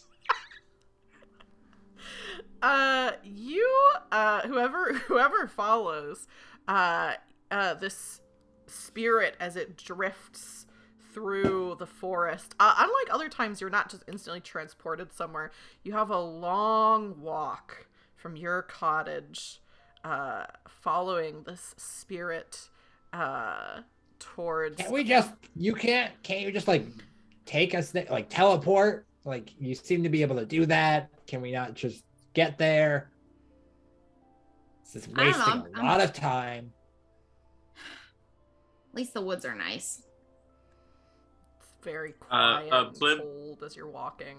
Plib, yeah, what were you gonna say? Plib is going to get in front of the spirit thing and be like, stop! We need answers! And he's gonna cast Zone of Truth on the creature. Okay. I have to make a wisdom save. Yes. Who else is caught in this? Sorry, charisma saving throw. Oh, charisma saving. It's a 15-foot radius sphere, so it depends how close. It's centered on the shadow, so depending how close the rest of y'all are. I mean, it's more fun if you're all close enough, but it's up to you. We're kind of theater of the mind right now.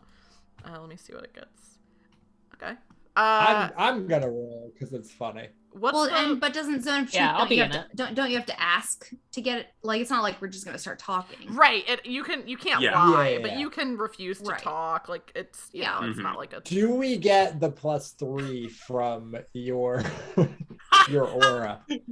Yes, but that's just funny. What's your saving? What's your DC? Oh, what is that? 14. You can tell the spirit passed. It doesn't have good charisma, but I rolled a 17. So. No. I think too the way that Plib does this is his magic is sometimes clunky. He finds a branch and draws a circle in the snow around the whole group.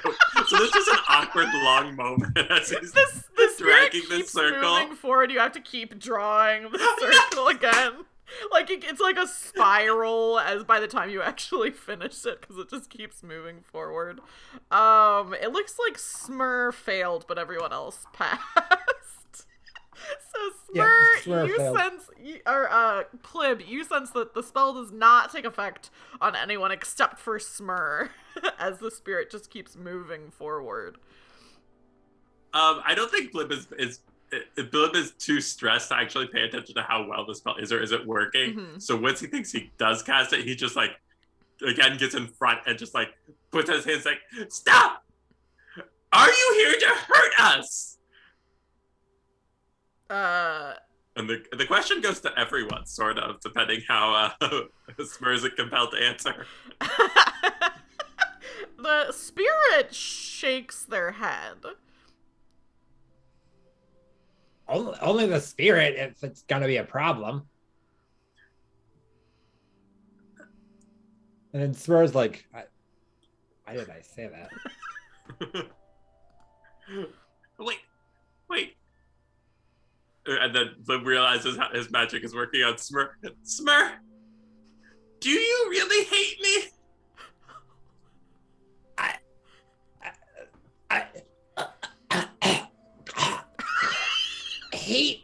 Hate's a strong word. Oh, I think this is the meaning of candle night. I think there is a star that kind of like appears in the sky as you say that. The night gets a little bit less dark.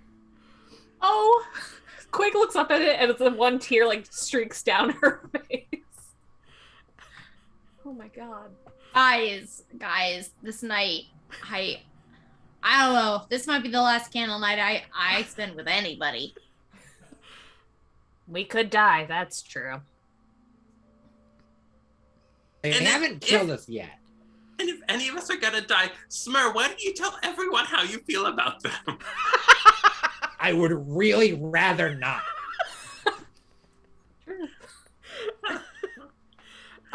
You're having this conversation and you arrive in Gloob, which is there's snow on the ground. By the pattern of how things have been, you know it should be the Night of Candles, but it doesn't feel that way as you enter Gloob. There are no candles to be seen, no triumphant battle cries, no decorations of bone and bits of flesh hanging about the houses. Instead, you don't really see any goblins in the center of town where they should be. I mean, it's nighttime now, so it should be getting close to, when all the candles should be lit, the blood frenzy should be close to happening, but you don't see anything like that in Gloob.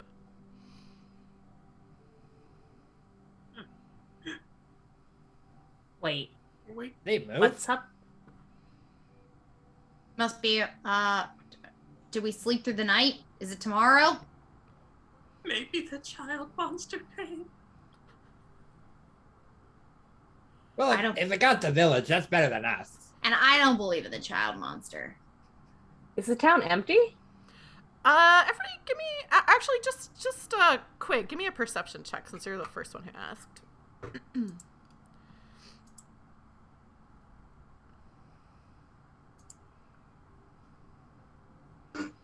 16. You hear, so the center of town is kind of where you went to, and there's no one here, even though there should be. But you do hear some sounds of, like, talking, Quig, as you're kind of looking around. And you see a couple of goblins, who are, let me see, what are they doing? It's, you hear a couple goblins coming back from a hunt. You can see that that's what's happening because they've got, like, some squirrels and rabbits and little animals like that. And you overhear this conversation as they're kind of coming towards Gloob. One of them says, "Well, I guess this is probably all we're gonna get tonight. Seems about right for the way things have been going." And they're kind of trudging into town. The other one says, "Yeah, it's, it seems like we haven't had a good night of candles for the past couple years. It seems like it's been a while since it felt Maglubi its blessings, ever since I was just a little goblin the last time I felt it." They They really close should have along. made more candles. What did you say, Quig? I want to follow along and, like, see where they're going. and listen to Yeah, the they're conversation. walking back towards one of the houses, and one of the ones says, "It's just, did you ever notice that it seems like we've all been fighting a lot with each other more recently? It's like, it's hard because, there's nobody really around to, to kind of keep everybody, to mediate for disagreements and stuff like that. The other one's go ahead, Plib. Yeah. Could these two goblins be? I think canonically, Plib often police the younger goblins. Can these be two grown-up ones that he used to police? Yeah, you recognize them. You recognize them as two. That's not even. That's a thing that is happening. When Plib recognizes this, he's like, "I failed them," and he falls into the snow. Well, where are you? Why did you stop mediating them, Plib? What's going on? Yeah, what's happening? Again. Maybe the meaning is that we should have moved out on our own. Maybe? One of the other ones. Are we supposed to be dead? Because there's really nothing we can do about that. So we're noticing that these are older versions of those kids, yes. right? Like, well, at least Plib would. I don't know if the rest of you would know, because I don't know if you know these goblins. It's the rest up to of you don't care enough. It's up to you if you know them or not. I think, well, Drezz probably wouldn't, because you're not from Gloob. No, but Smur and Quig, it's up to you whether you recognize these goblins. Quig's very social. I would assume that she would. Like, she's going into town often and is, like, performing for people and just, like, kind of socializing. Smur's not too much older than these kids, probably. Yeah, so, that's true. Yeah. Was definitely bullied by them, but yeah, does recognize them. One of them says, "Yeah, and I noticed it's just kind of hard to get motivated for the blood frenzy and motivated to go hunting and all this stuff when it's been so long since I've heard someone properly play the slap bag. It's just hard to, get in the Night of Candle spirit lately." I'm getting a sense that we're dead. Oh my god. Yeah, because that's the only reason why I would stop playing the slap bag. What? I think Quig's like pretty distraught. Yeah, and if you die, I'm gonna bring you back and make you play it. Oh, I would love to hear that. Unless you're dead too. I'm dead. As Drezz says that one of the kids says, "Yeah, I just feel like I don't really it's hard for me to really value myself. Everybody else kind of shits on goblins, and I just feel like it's been a while since somebody kind of told me about how goblins should be in charge and, should be in charge of all the other types of creatures. It's hard to keep yourself motivated when everyone just, thinks they are garbage." Wow, guys, we're dead. It sounds like you guys were all pretty instrumental here in this little village. And the other thing is, everybody's been moving out of town just because, nobody really knows how to trade for goods in the other towns. And, I just feel like we really get taken advantage of by the humans whenever we tried to trade with them. Because, I don't know, I last year I sold a bunch of my fat and I just got, one little piece of metal that the humans gave me, and I threw it away afterwards because I couldn't figure out what to do with it. What? Quig whips her head to look at Drezz and is just like, we need you. You're needed. Apparently. You guys don't even know about money. There's no point to it, really. But taking we need advantage you to of talk sense into the young ones not to sell their candles, because that is a very grave mistake. We need those candles. Who's not teaching these young goblins that they need to keep their candles? Well, okay, so clearly we're all dead. How'd we die? I'm looking at the thing. The thing points in the other direction towards where is Grink's house, who's the high priestess of Gloob. And she's kind of, you can see she, as the spirit points, her door opens and she comes out. She's got bags that she's loading onto a little pony. And seems like she's moving out, and she calls over to the goblins, who aren't children, but are like, not much older, past adolescence.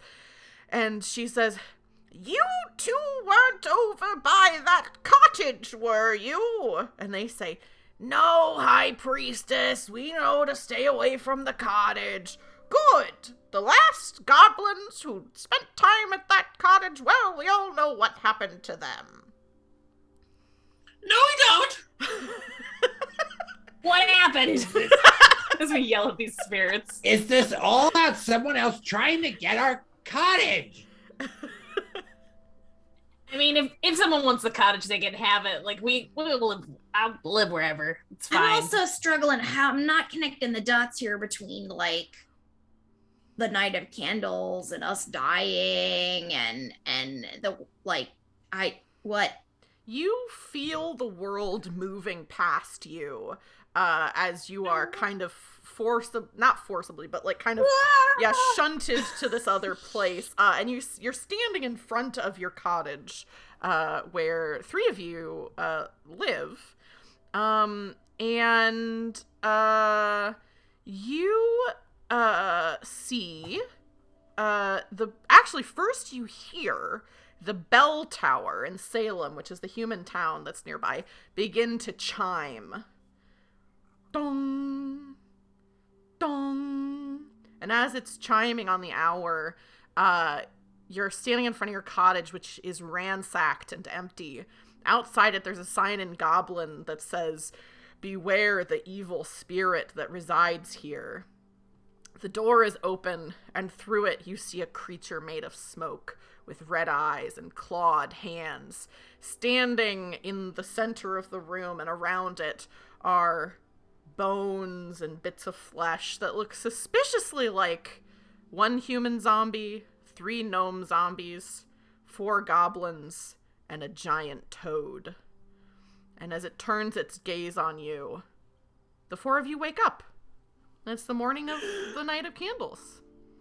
What nonsense was that? What was that supposed to be?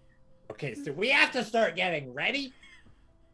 We have to start traps. A smoke monster? Okay, it's gonna have to be Plib, magical traps. You recognize that smoke monster. It looks like one of the things in your book. I have told you! And Plib runs upstairs, and as he does, we see a flashback of like the entire year, all the times he's tried to tell them about the child monster in the book. Drezz is still in Can we get a denial. montage of it? Can we get a montage? Yeah. So you see, Quig. It's just like playing the bag loud. Slamming it against the piano. I know. Yeah. What? The child monster. It'll kill us. Yeah. There is no monster. No. That's one time. Tell us about a time that you tried to show Smur, like in this montage. Okay, Smur. Imagine all your arms you have stacked up like you this. You say arms, and Smur smacks the book with an arm that they're holding. Like, no. Hand me the other book. My spells are in the other book. But There's like a bit of blood just like dripped across this book that you have. Plib just sadly hands over your book. Thank you, and they grab it with the hand that they're holding. I think there's another time you try to tell someone about it, and Cockatulu just slams whatever door like right in front of your face as you're trying to talk about this book. and then there's one of Plib sitting on Candle Papa's lap. Like, you're the only one who understood this in life, and hopefully you understand it in death too. No, it's not funny if we die.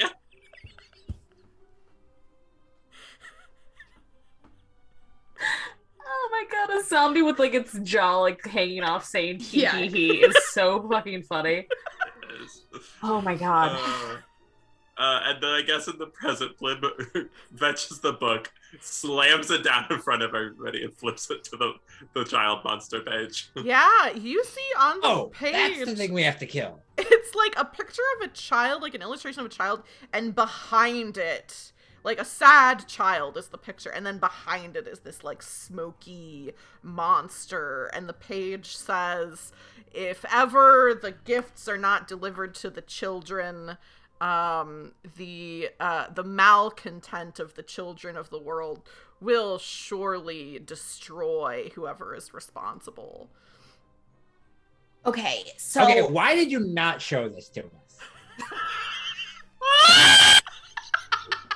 And Plib goes outside and throws his head in the snow.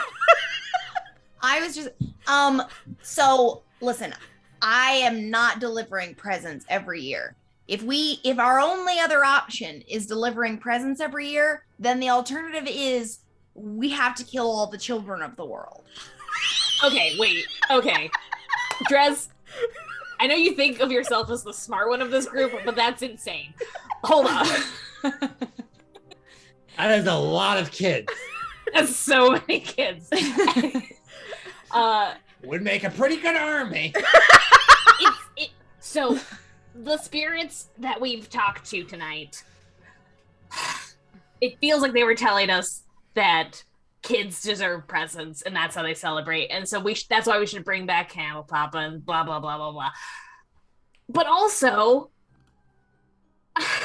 Smur, Plib, the town, it falls apart without us all together to keep it there. And if we don't return Candle Papa, we're gonna die. And I think that might be motivation enough. Oh yeah, and like I'm not delivering those presents, so I am for bringing him back. I just didn't even think that was an option on the table. I already brought him back. Smur! I have been saying all along, the point of candle nights is that together we don't die. Together we don't die. Okay, so can any of you bring him back? No, More? that's why my only other suggestion was the kid thing. No, but we know who. A lot of Someone kids. who can. And then we zoom out Yeah. and then zoom in on like the mountaintop where Resnechmir, right? Yeah, Resnechmir Oh, is this I've this magic user. So you've been to Resnechmir before. I think we definitely cut to just you all are there. So this is this powerful magic user who lives up on top of this mountain.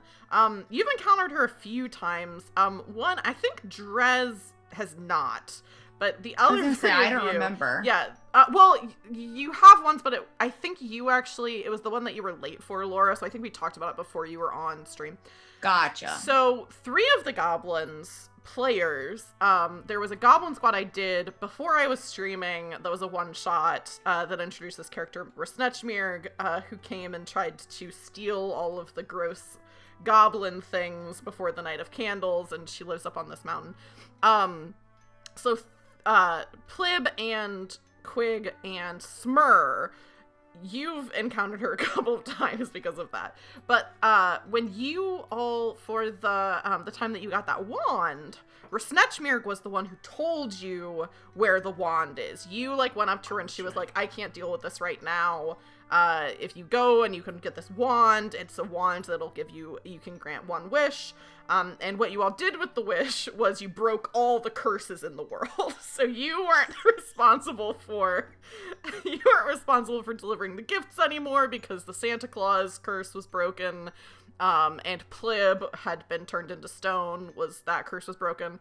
And there was the Gorgon, or the Medusa who turned Plib into stone, her curse was broken as well. So we cut to you all up in Resnechmir's, her cottage, like kind of cabin. It looks very cozy on the outside, but then when you get inside, it's like very big and resplendent. Resnechmir is, this like radiant looking woman who wears this big like very comfortable looking but like also very elegant looking red cape with like fur trim, and she is like in charge of all of these like fae and stuff that live in this house with her. And you come to the door, you're greeted by some fae. She comes down, she's, like I said, this radiant looking plus size woman who's like wearing this cape, and she kind of like walks down the stairway that she has from the upstairs. And she says, "Oh, you again.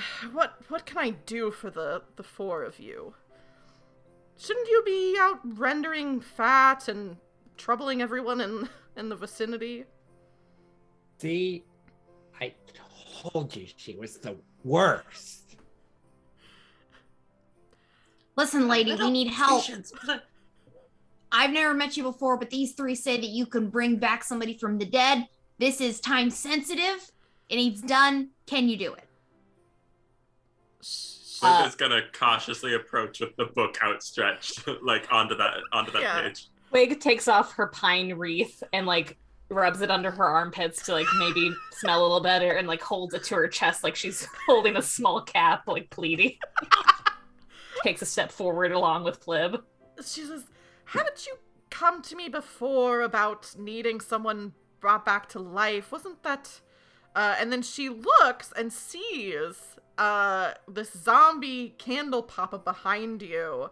I can't remember. That one shot's been a while ago. I can't remember if in the game she knew that that's who you were trying to bring to life. I'm just going to say she didn't. We'll just retcon. Either she wasn't paying attention or whatever the situation is. She I was don't think we told busy her. I don't lady. think we told her. She looks behind you at this zombie and says, "Wait, is that Candle Papa?" Yeah, hence the time sensitive part of this whole thing. Can you do it? I wondered where he'd been all this year. He's not returning any of my letters. What? They showing up at the house. I threw all of those out. I thought they were spam. They made pretty good fire starter. Did not know those were from you. The whole thing's a long story, but we really need your help. Can you do it? I can do it. I was a little bit preoccupied the last time you all came to visit. I thought, didn't you all have a very powerful magical artifact that I told you? Were you not able to get to it? It was a little bit tough, that puzzle box. There were complications. Circumstances made things tricksy, so... We got it, to be clear. We got it, but then there was a bunch of curses, and we had to deal with those, and we thought it was going to deal with this, and then it didn't, and...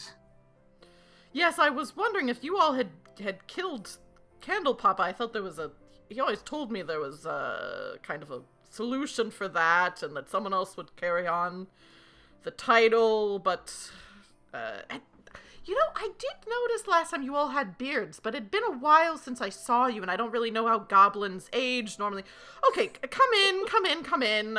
She starts calling other fae around. There's all these, like, little, like, very fast little elves that are zipping around. There's pixies that are flying in out of windows. Everyone's drinking eggnog and mulled wine, and it seems like this place is like a constant state of a party, and right now it's like a Christmas party.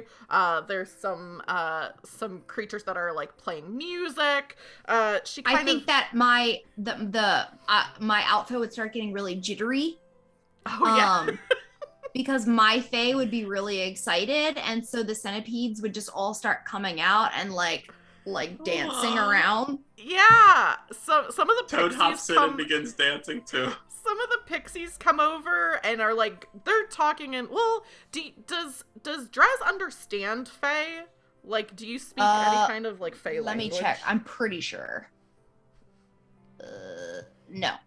So you don't understand what you're saying, but you just hear like them talk, like the centipedes talking to the other fae, and they all seem really excited as you're coming in. And this woman's kind of like having like gesturing for things to be brought to her. She has this big wand that she takes, and yeah, the centipedes definitely get little Santa hats. Like some of the other pixies come bring them little Santa hats and little Santa boots for all of their feet. And this space in the center of the dance floor is kind of cleared out for this magic ritual. Jordan, were you going to say something? I think Toad comes in and dances too, and like joins the festivities too. Yeah, Toad comes Wiggles in. through the doorway. He like hops over to where the music is and starts like croaking out like a tune, like is just like singing along with whatever the song is going on. I love the holidays. Yeah. Risnachmerk is getting all this stuff together. Then you see she has like some sticks of cinnamon that she like breaks and like crumbles into the center of like the circle of elves that have kind of gathered around. Some of the Santipedes like kind of make their way over, like all these fae are kind of going around. Santipedes I did steal that from Josh. They make their way and like, you know, and form this circle. Risnachmer like motions for you. They're all kind of holding hands with each other. She motions for you and says, I think it'll help if you all kind of join the circle, join hands with everyone. Are we about to sing Dahu Dore? What? I've seen that in a human village before. She gestures for all of you to join. Humans are so weird. What language is that? She looks at you and she says, I don't see any humans in the room. I don't know what you're talking about. Okay, God, I just was worried there for a second. She starts passing out. There's all these tiny little eggnogs that she's passing around. Like the Santipedes have teensy tiny little eggnog. I think some of the pixies just have like droplets of eggnog that they're drinking. So they all drink the eggnog. They're all holding hands after they finish their nogs. I think some of them, like one of them, like balances their little mug on their like big pointy nose, and they're all singing along. The center of this circle begins to like light, like this globe of energy starts to form. And Candle Papa, the zombie, is just standing in the center of all of this as this light is forming around him. And Risnachmerk looks like she kind of has one hand like on the head of one elf, and then one hand on the head of another elf is in the circle, and she's focusing really hard, and she says, I'm having a hard time bringing him back. I really think it would help if we would all just think about the true meaning of the Night of Candles. Oh, brother. The light starts to dim when Drezz says, oh, brother. And she says, it's not the time for your cynicism. I think this was a setup. Remember, together we don't die. Together we don't die. I can get behind that idea. Together we don't die. We're all Together holding we hands, don't right? die. Together you're we all don't holding die. hands. Together we The don't die. other zombies, by the way, are also in the circle holding. Aw. Smur directed them all in. The zombies They're- look really they're, like- confused by the sentiment, together we don't die, but they're still holding hands. Smur leans over to one and is like, together we don't die again. Yes, yes. Yeah, you're all saying this music is going of all of these elves singing in this language that you don't understand. The light begins to grow brighter, and the zombie of Candle Papa, I think at the very last minute, one of the zombies, the little elf, Bernard, breaks out of the circle and runs towards the light. Ow! and you just hear, D, he, And as the light expands, like goes out across the room, and standing there is once again alive Candle Papa and his elf, who just pure instinct was able to kind of be drawn towards this resurrecting power. I can literally picture everything that just happened.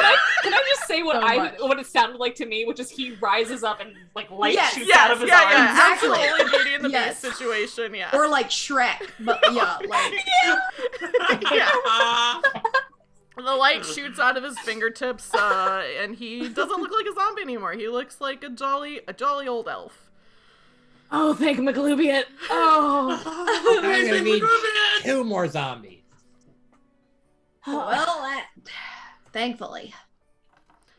He's Plib staring is in the going to... Oh, go ahead, Plib. No, go ahead, do yours. He settles back down on the ground, and just looks around. He says, "Oh my goodness! Oh my dearest Snatchmere! Well, how did I get here? What?" He looks out the window and sees the snowfall. And he says, "What day is it?" And we woke him up at the worst time. Why? It's the night of candles. You got a you lot of better work get cut busy. out for you. You better get busy. Go now. Yikes. Candles! He starts talking to the elves. He says, "Okay, quick, you know the turkey in the town?" And the elf goes, "The one as big as me?" And he says, "Yes, okay, well, you're going to have to go get that one. We'll have to prepare a feast. Oh, there's so much Bernard, what are you doing standing around? We have to get to work. It's the night of candles." And all the elves start running around and getting to work. But Candle Papa looks at the 4 of you for a second. He says, "Well, it's all starting to come back to me. I remember a little bit of what happened, and thank you for bringing me back." Wow, you're taking this really well. Well, We apologize for killing you in the first place. Oh, don't worry about it. You finished my deliveries for me, which I appreciate. And well, I say out of the side of my mouth to one of the guys standing next to me, I'll just be like, I mean, he was breaking into houses. It really was not our fault. It's one of the hazards of the job, and if I could go back and change it all, I wouldn't change a thing. Oh, we would. Plib is going to take out the book that he has, try to wipe off the worst of the blood smears, and sheepishly move towards Candle Papa and offer it back.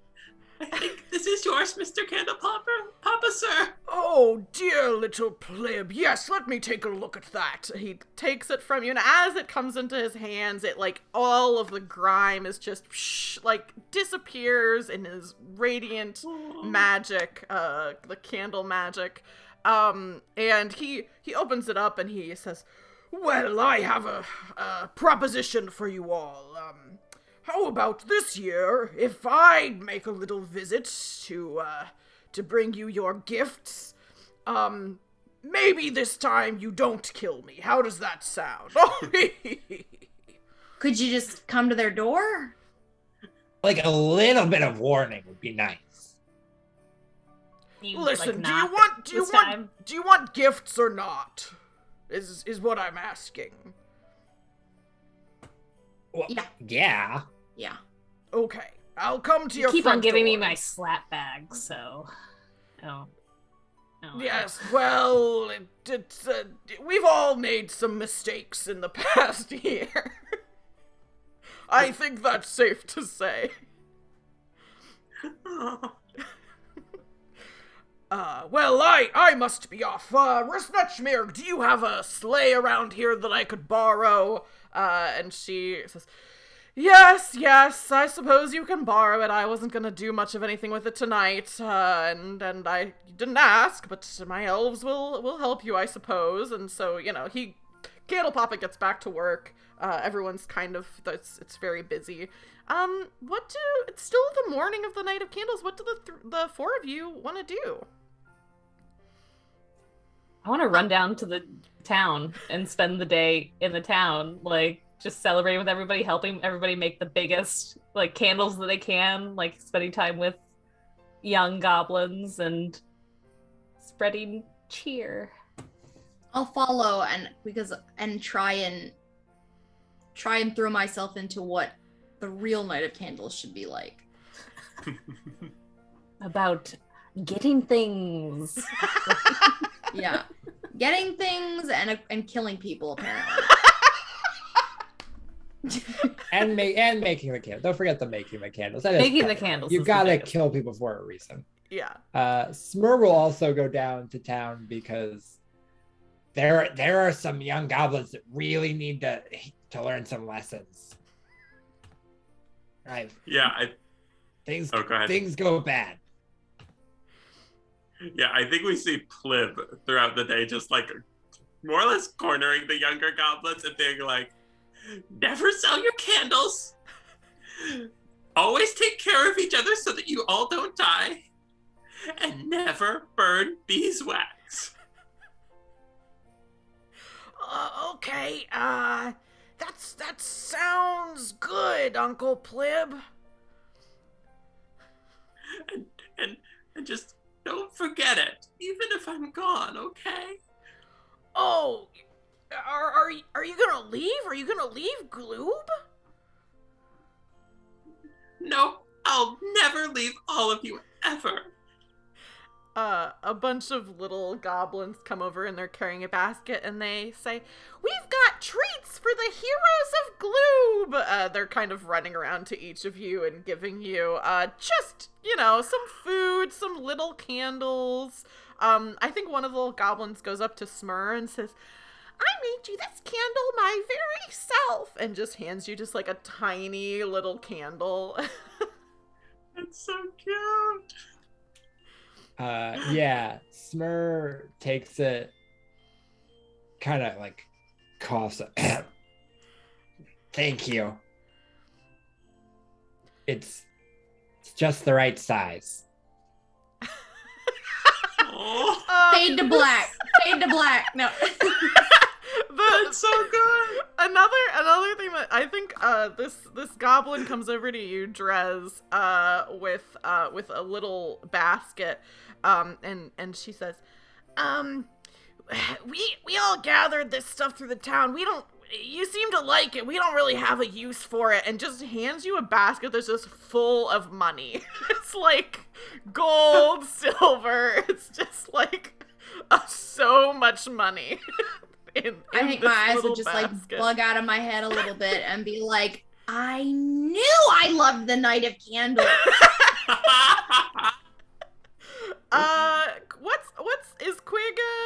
What's Quig doing? You're running around celebrating? Yeah, I think she's slapping the bag when she gets a moment, getting people like dancing. Yeah. I think if she sees someone like building up candles, she's like, "Oh, here, let me help," and like helps them make it bigger and better.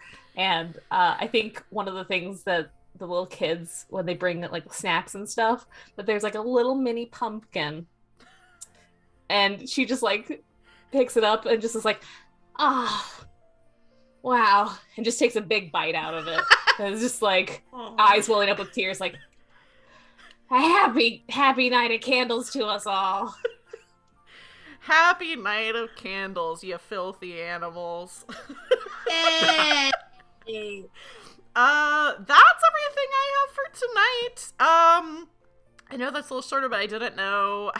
I honestly had no idea what was gonna happen. This was so wonderful. Thank you all for playing with me tonight. This one was so good. So good.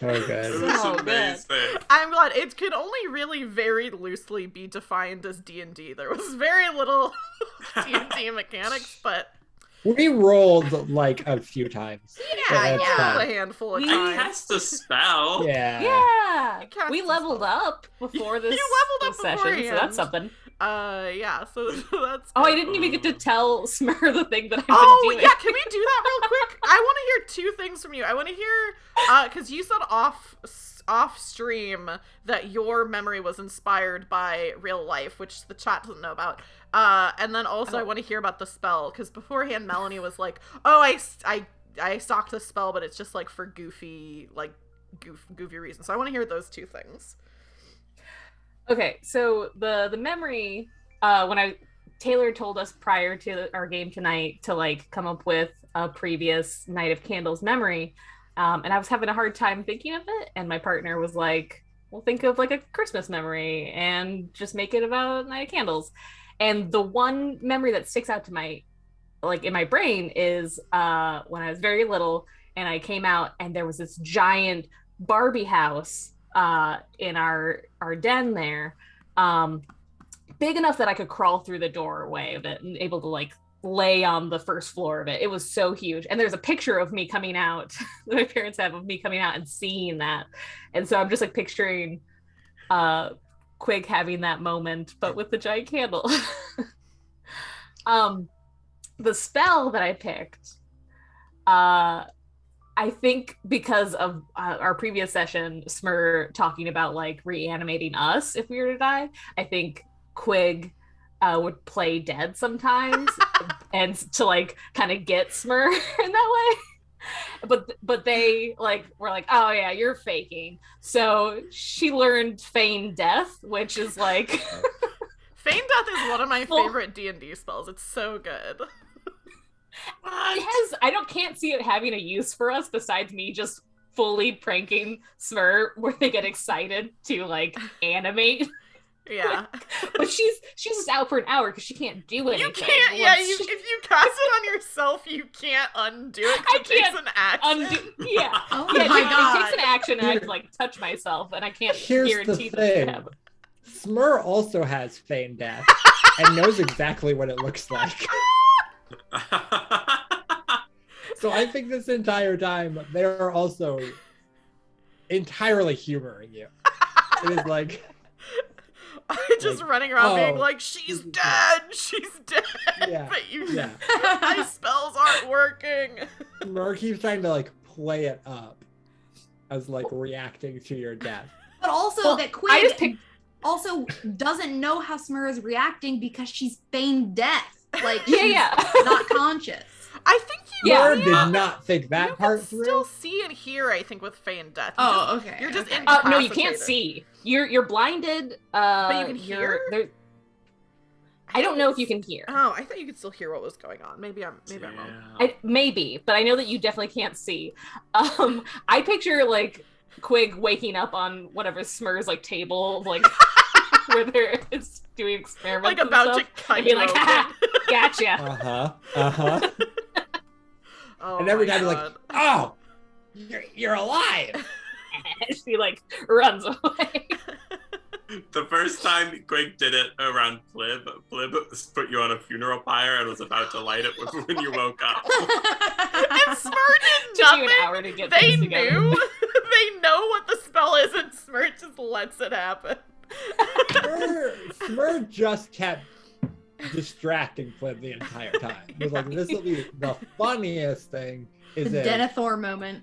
I'm just imagining every like Plib keeps like stacking sticks up, and you just keep directing the zombies to keep removing them.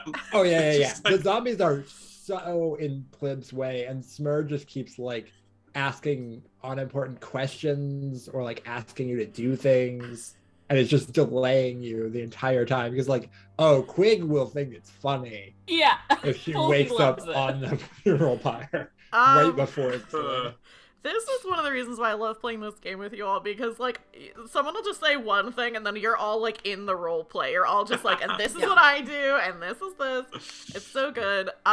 Before we wrap up for the night, just for anybody who came in at the end, we'll go over where people can find you, what other stuff you got going on, just in brief, if you have anything that you want to plug. Who do we start with this time? This time we'll start with Jordan. Where else can people find you? What else do you have going on? I am on some social media. I never post, so don't bother looking for me. But do check out the Was a Whitney podcast if you have time and listen to the Christmas special before the season's over. Yeah, it's very good. Can't wait to listen to it. Laura, what about you? Hey, you can find me on lots of different social media platforms. Specifically, look for my comedy nature podcast, For the Love of Nature, which can be found on all major podcasting platforms as well as social media. Yeah. Melanie, how about you? You can find me on Twitter and Instagram at Lemony Drews for both. I just tweeted a little bit ago. My partner took the picture of me seeing the Barbie house and made it so it looks like a goblin. So I just tweeted that out if you want to follow me there, but you don't have to because it's middling content at best. So it's an opposite Not of a true. plug. Not true. What about I almost said Smur. What about Josh? Where can people find you? Look, I said I'm a goblin in and out, so Yeah. You should how much of start- it is role playing? You should start a social media channel for Smur. Jordan, you know how much I will commit to the bit. Like, I know. do not tempt me. Shit. Now that's what I'm thinking about for the rest of the night. A So necromancer's social media. yeah, That would be yeah. intense. Yeah. If that happens, I will talk about it on Twitter at WildJBlue. You can find me there. You can talk to me about anything, or if you ever want to play a game, hit me up there. Yeah, and for me, my name is Taylor. This is my main thing that I would plug, which would be silly to plug because you're already here. But if you're not already following me and you're watching and you liked this one shot, you can just give me a follow. If you also, oh, I didn't even say, after we came back from break, I forgot to even say, for the next, I guess, my next 2 streams, if people give me enough bits, I'll wear pajamas on stream and a really crazy Christmas outfit. So that's what I was gonna do today, and I forgot to mention when we came back from break. The other thing you can do is you can follow me on YouTube. It's at Roll for Felicity on YouTube, where I post my previous one-shots. Tomorrow, I'm going to be posting the one-shot that I did, actually with Dungeon Mom, who is in chat. That was for the game Basic Witches. That's a Halloween-themed one-shot, but it was super, super fun. So that's going to be up on YouTube. So good. And then stuff I have coming up on Tuesday. Oh my gosh, Dungeon Mom. Okay. I'm gonna change into my pajamas. Change into your pajamas. For the bits. You all talk about And then we something need to really talk quick. about the poll. Whether we Oh yeah, I put that you all did, but do you want to talk about if you think if you learned some meaning? We learned a lesson. I think we learned as much of a lesson as we possibly could. Yeah, Yeah, right? I don't know if Don't we die learned together. the true meaning though. Like, Drezz learned that people getting killed have possessions, and then that's money for her to have. And that we don't die together. Yeah, I think we learned a sense of community, which Yeah. is close enough. Fair Yeah. enough. And Fair that's a enough. big deal for Drezz because she doesn't hang True. out with people. Yeah, how does Drezz feel about the fact that she's like, even though she's like not wanting to be a part of the group, but we're like, you're always welcome here in our home, friend? Yeah. I think every time it gets easier to come back. Because before the first time I was hired. Then the second time it was like, yeah, why not? I was in the area. And then the third time was like, okay, maybe I'll check in on them. We'll see. And then this time was like, okay, I do want to know what this holiday's about. So I yeah, love it. I think it I needs a little love more it and so more and a much. little more. How many sessions until you're a permanent resident? Right. I'll still be a bounty hunter. So even if I live with you guys, I would be gone a lot. That's fair. Can we just move the cottage into the village? Oh, Aww. We my could- god, could we? We could Probably. disassemble and reassemble it. It's Maybe a tree. I feel like- It's not a cottage, it's a tree, right? It's a cottage around a tree. Oh, yeah, it's like built into it, right? Yeah, it's a tree. It's a tree around a We can- cottage. We can animate a tree, right? We can learn that spell. Surely, at some point. Okay. Just to get... There she is. There she is. Here I am, my Christmas PJs. I got my Christmas hat. Wow. That hat is You're stunning. so cute. I got my Perfect. Santa Perfect. shoes. Oh my gosh, you look so snuggly. The spirit Oh my of God. Christmas is What is a alive good within sound us for all. this? Tee hee hee hee. Tee. That's a good sound.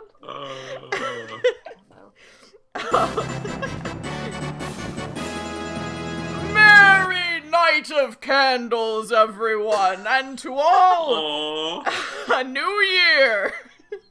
Where the town of Gloob, which was not abandoned, went on to prosper. The chat's going wild. Chat's going crazy Chat for this is outfit. going wild. Cat loves pajamas. Maybe I'll just always wear these pajamas when I stream. No, that An won't make it icon. special Why anymore. not? Just once a year, I'll wear these pajamas. Okay. It's 9:00. We had to be done by 9:30, so that's a good amount Pretty of good. time. What was I gonna say? Oh, I didn't even get to this. Next week, I'll just say this really quick. Next week I'm gonna be streaming, Phoenix Wright, hopefully the end of the second game on Tuesday. So if you want to be there for the grand finale coming out on Tuesday, I'll be starting around 6:30 Eastern. And then on Wednesday, I'm going to be doing a Christmas cookie baking stream, so you can come hang out with me while I make Christmas cookies. That's probably going to be more afternoon-ish. But you can follow me on Twitter, because I'll probably post about it. And yeah, I think that's everything. Goblins, do you want to say goodbye to chat? Hi, everybody. Bye. Happy night of candles. Goodbye. Remember, together we don't die. Together we don't die. Very good. Okay, I'm gonna leave this call for a second to wrap up with chat. But if you all want to stick around for just a second. Okay. Thank you all so much for hanging out. This has been super fun. I love Goblin Squad. Also, yesterday was, I think, my 1-year anniversary of being a Twitch affiliate, because I got, like, an email from Twitch, like, 3 days ago that was, like, 2 days this year. They didn't send me one on the day. But anyway, I have been so happy to meet all of you. A lot of people in chat right now. Oh no, I'm sorry I missed the cape time. I'll wear a cape on my next stream. But yeah, I've been an affiliate for a year now. I have so many people who have been subscribed for a year, which is amazing. If anybody has Twitch Prime in chat, you can use that on me if you want to. But so many people have been supporting me. It's been so much fun. I can't believe how much this channel has grown in that time. Our very first stream was a Goblin Squad stream, and it was like, my computer was not good enough, so if you go back and look at the VOD for it, it's like, everyone's just like terrible video quality. I've learned so much, a lot of stuff from all of you. So let's share the love. Let me see who else is live right now. We're gonna raid somebody. Is anyone, hang on.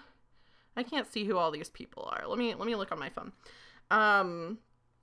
But yeah, if you are a subscriber, you can copy and paste this message into the chat of the person that we're gonna go hang out with. If you are not a subscriber, you can copy and paste that message into the chat. Let's see.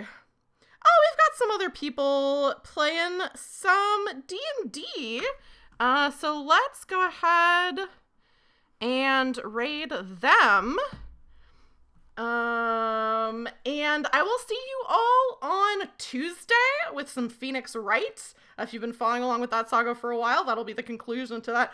I'm just gonna keep streaming until it's done. At this point, it's like, even if it takes me 10 hours, I'm just gonna keep streaming this game. And then also on Wednesday, if you just want to hang out and play, make some cookies, I might try to play some Christmas music, and just the VOD will be unusable, but we'll see how that goes. I will see you over in TPK Roleplay's chat Everyone have a great day and merry night of candles to all, and to all a good night. Bye!